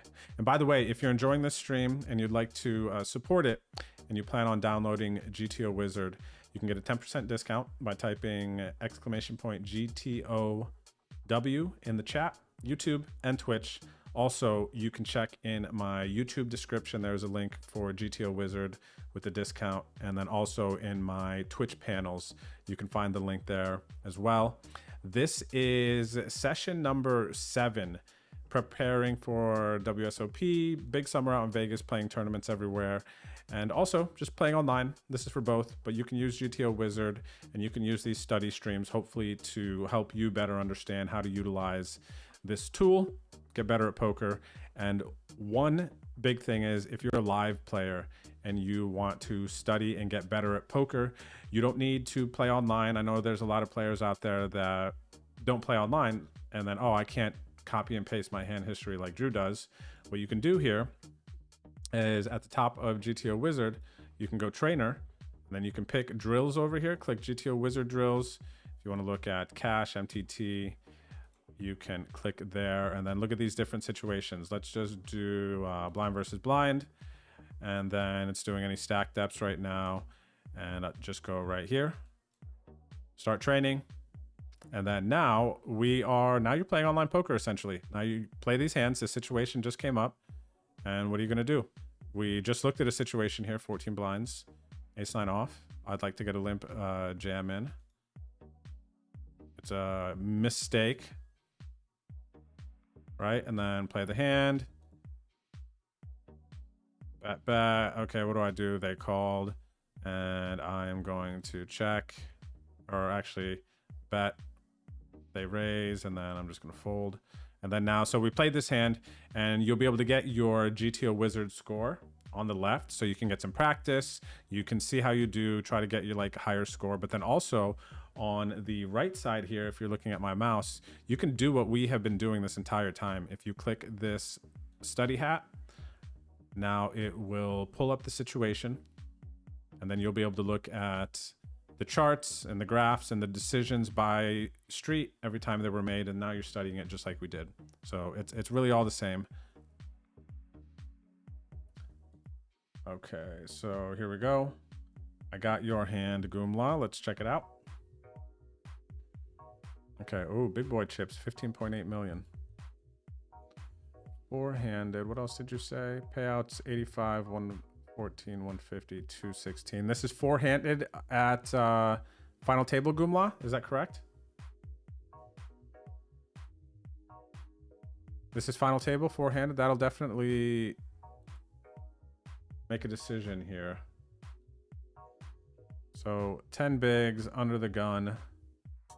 Not even under the gun, cut off. Let me see. So this is 9.7, 7 blinds, 5 blinds, 15 blinds. This is an interesting spot, chat. What do you think? My instincts are jam. I know that it's... We're going to look at what this says in ICM, but I think that people are just going to be overfolding here. I think I really like jamming, especially if big blind is aggressive here. If the maniac, the ice cream maniac, is aggressive to min raises, and maybe a min raise isn't going to be quite as efficient as I'd like versus them, and they will find some jams if they know that I'm folding because these two are shorter and it puts me in a terrible spot. If they're aware of ICM, then I like jamming more. Final four. Okay, cool. So Goomla says, I don't know if this is a raise, fold, or shove. Let's take a look at it, Goomla. Let me plug this one in, okay? Let's plug this bad boy in. All right, so if you were looking to plug this in as well, this situation that I just pulled up from the Goomla's ACR hand replayer. I'm just going over here to the GTO wizard. We got MTT, clicking ICM. Classic, we're not assuming this is PKO. Let's click final table. Let's see, four-handed. I don't know if we'll be able to get an output at that stack depth quite. Let me see though. Hopefully. I might have to just upgrade to the ultimate super max or something if we're gonna miss out on some of these ICM spots. You were, let's see, you were cut off, right? You had about 10. And a big blind. Less, I want to see more. 7, big blind 12. That one's easier. No, because we need two shorter stacks than us for it to feel the same. I think this will be fair. Let's see if we can get this. Okay. So the all in here, Goomla. Perry likes a shove. Let's see. So there is a raise fold strategy that we do see here, Goomla. So I'm glad you're thinking that. There is a raise fold strategy here. I like that too, even from these stacks. I think the most important thing, oh wait, sorry, here it is people are still folding these stacks. There's some short stack raise folding from here for sure. Let me see. What would it be though? So pink is non-all-in raise. Of course, we like the non-all-in raise with the aces and kings. We'll get it in. Queens, jacks, tens. And then the all-ins. Here are the all-ins. Ace-9 suited is in there. It's not jamming the ace-9 off. I don't mind it. Ace-10 off. Feels pretty close to ace-9 off. Same thing.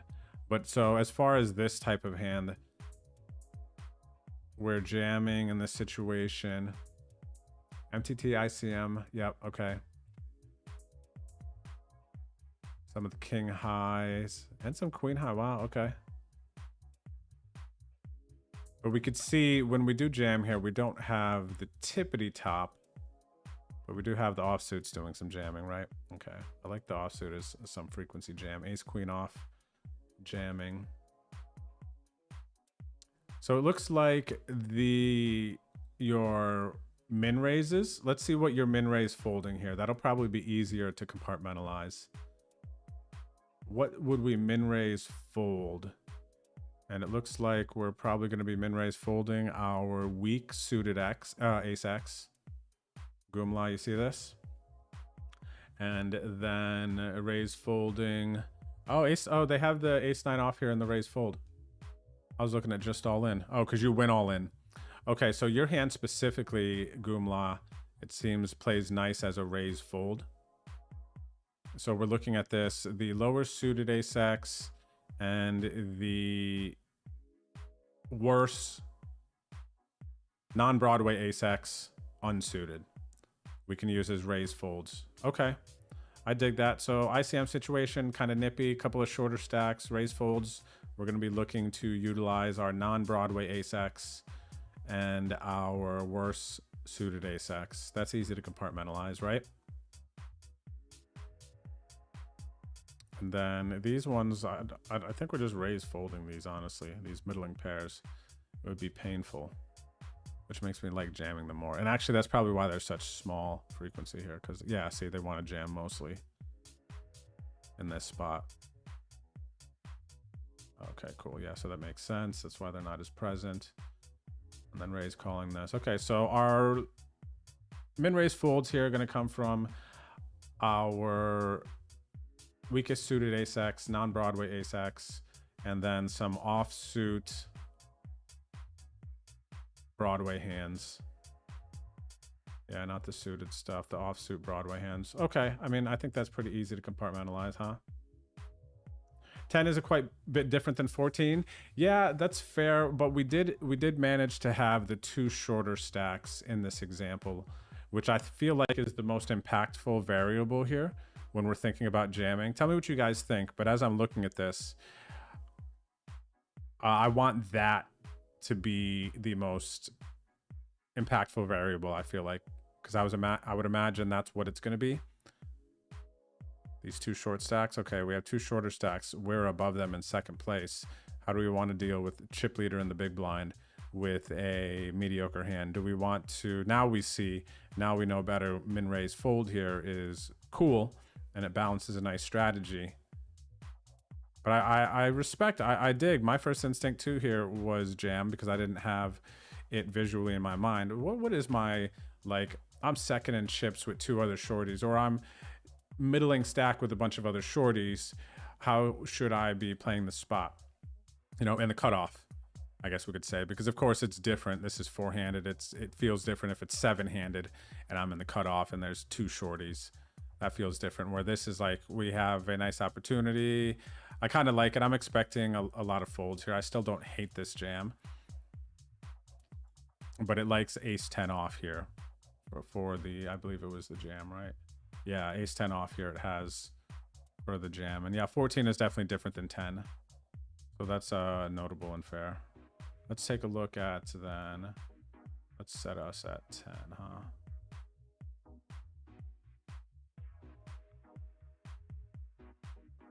There we go. So we set us at 10 and not too much changed, a little bit shaved. Our range actually tightened up more, but then the stack depths in this one are different. It's 10, 30, and then the big blind is a shorter stack. And then we're was one of the second shortest, less to lose or to gain, huh? Four-handed ICM final table. One cool thing I learned from last study stream was min 3-bet. Been working well, mixing it in with the 3x 3-bet. Ah, that's cool, Wahoo son. You're in the streets, man, with the min click 3-bet. Congratulations. I like to hear it. Okay, let's see. So what ended up happening? Oh no, Ice Cream called Goomla. How dare? How dare they? This looks like a home game here. These are all home game heroes, by the way. What do we got? Oh, the queens ran into the queens. Let's see if Goomla drills the ace. Goomla. Painful. I don't hate it though. I would sleep at the end of the night here. But now we do know that we could just drop this into the min raise fold in this spot and be comfortable about it. Unlucky, buddy. Unlucky.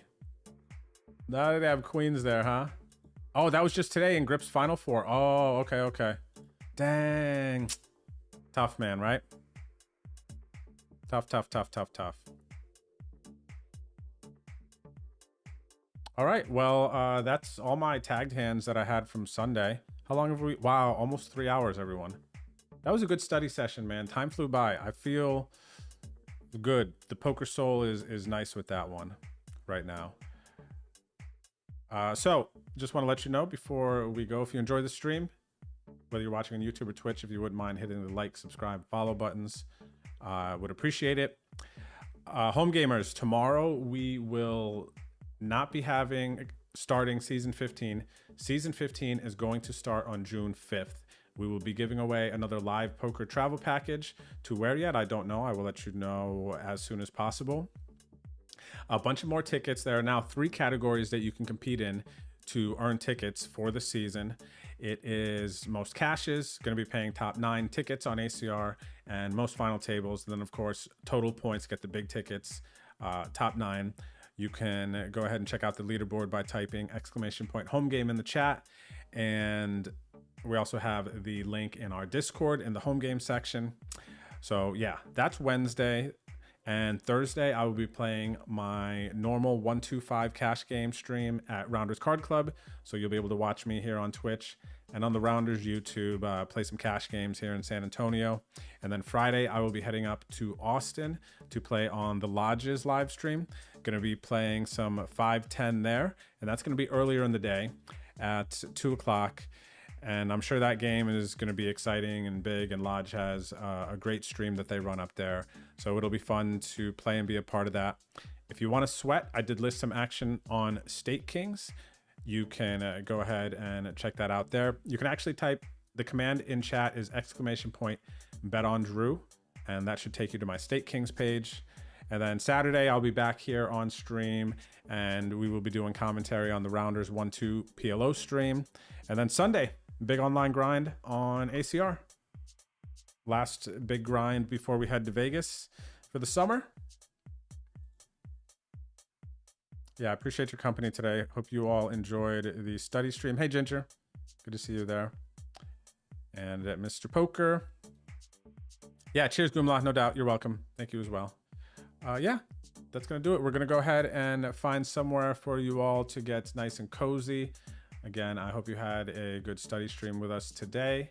I'm going to bounce here, and we'll catch up with you later. Good vibes. God bless. Thanks, everyone. Peace. See you.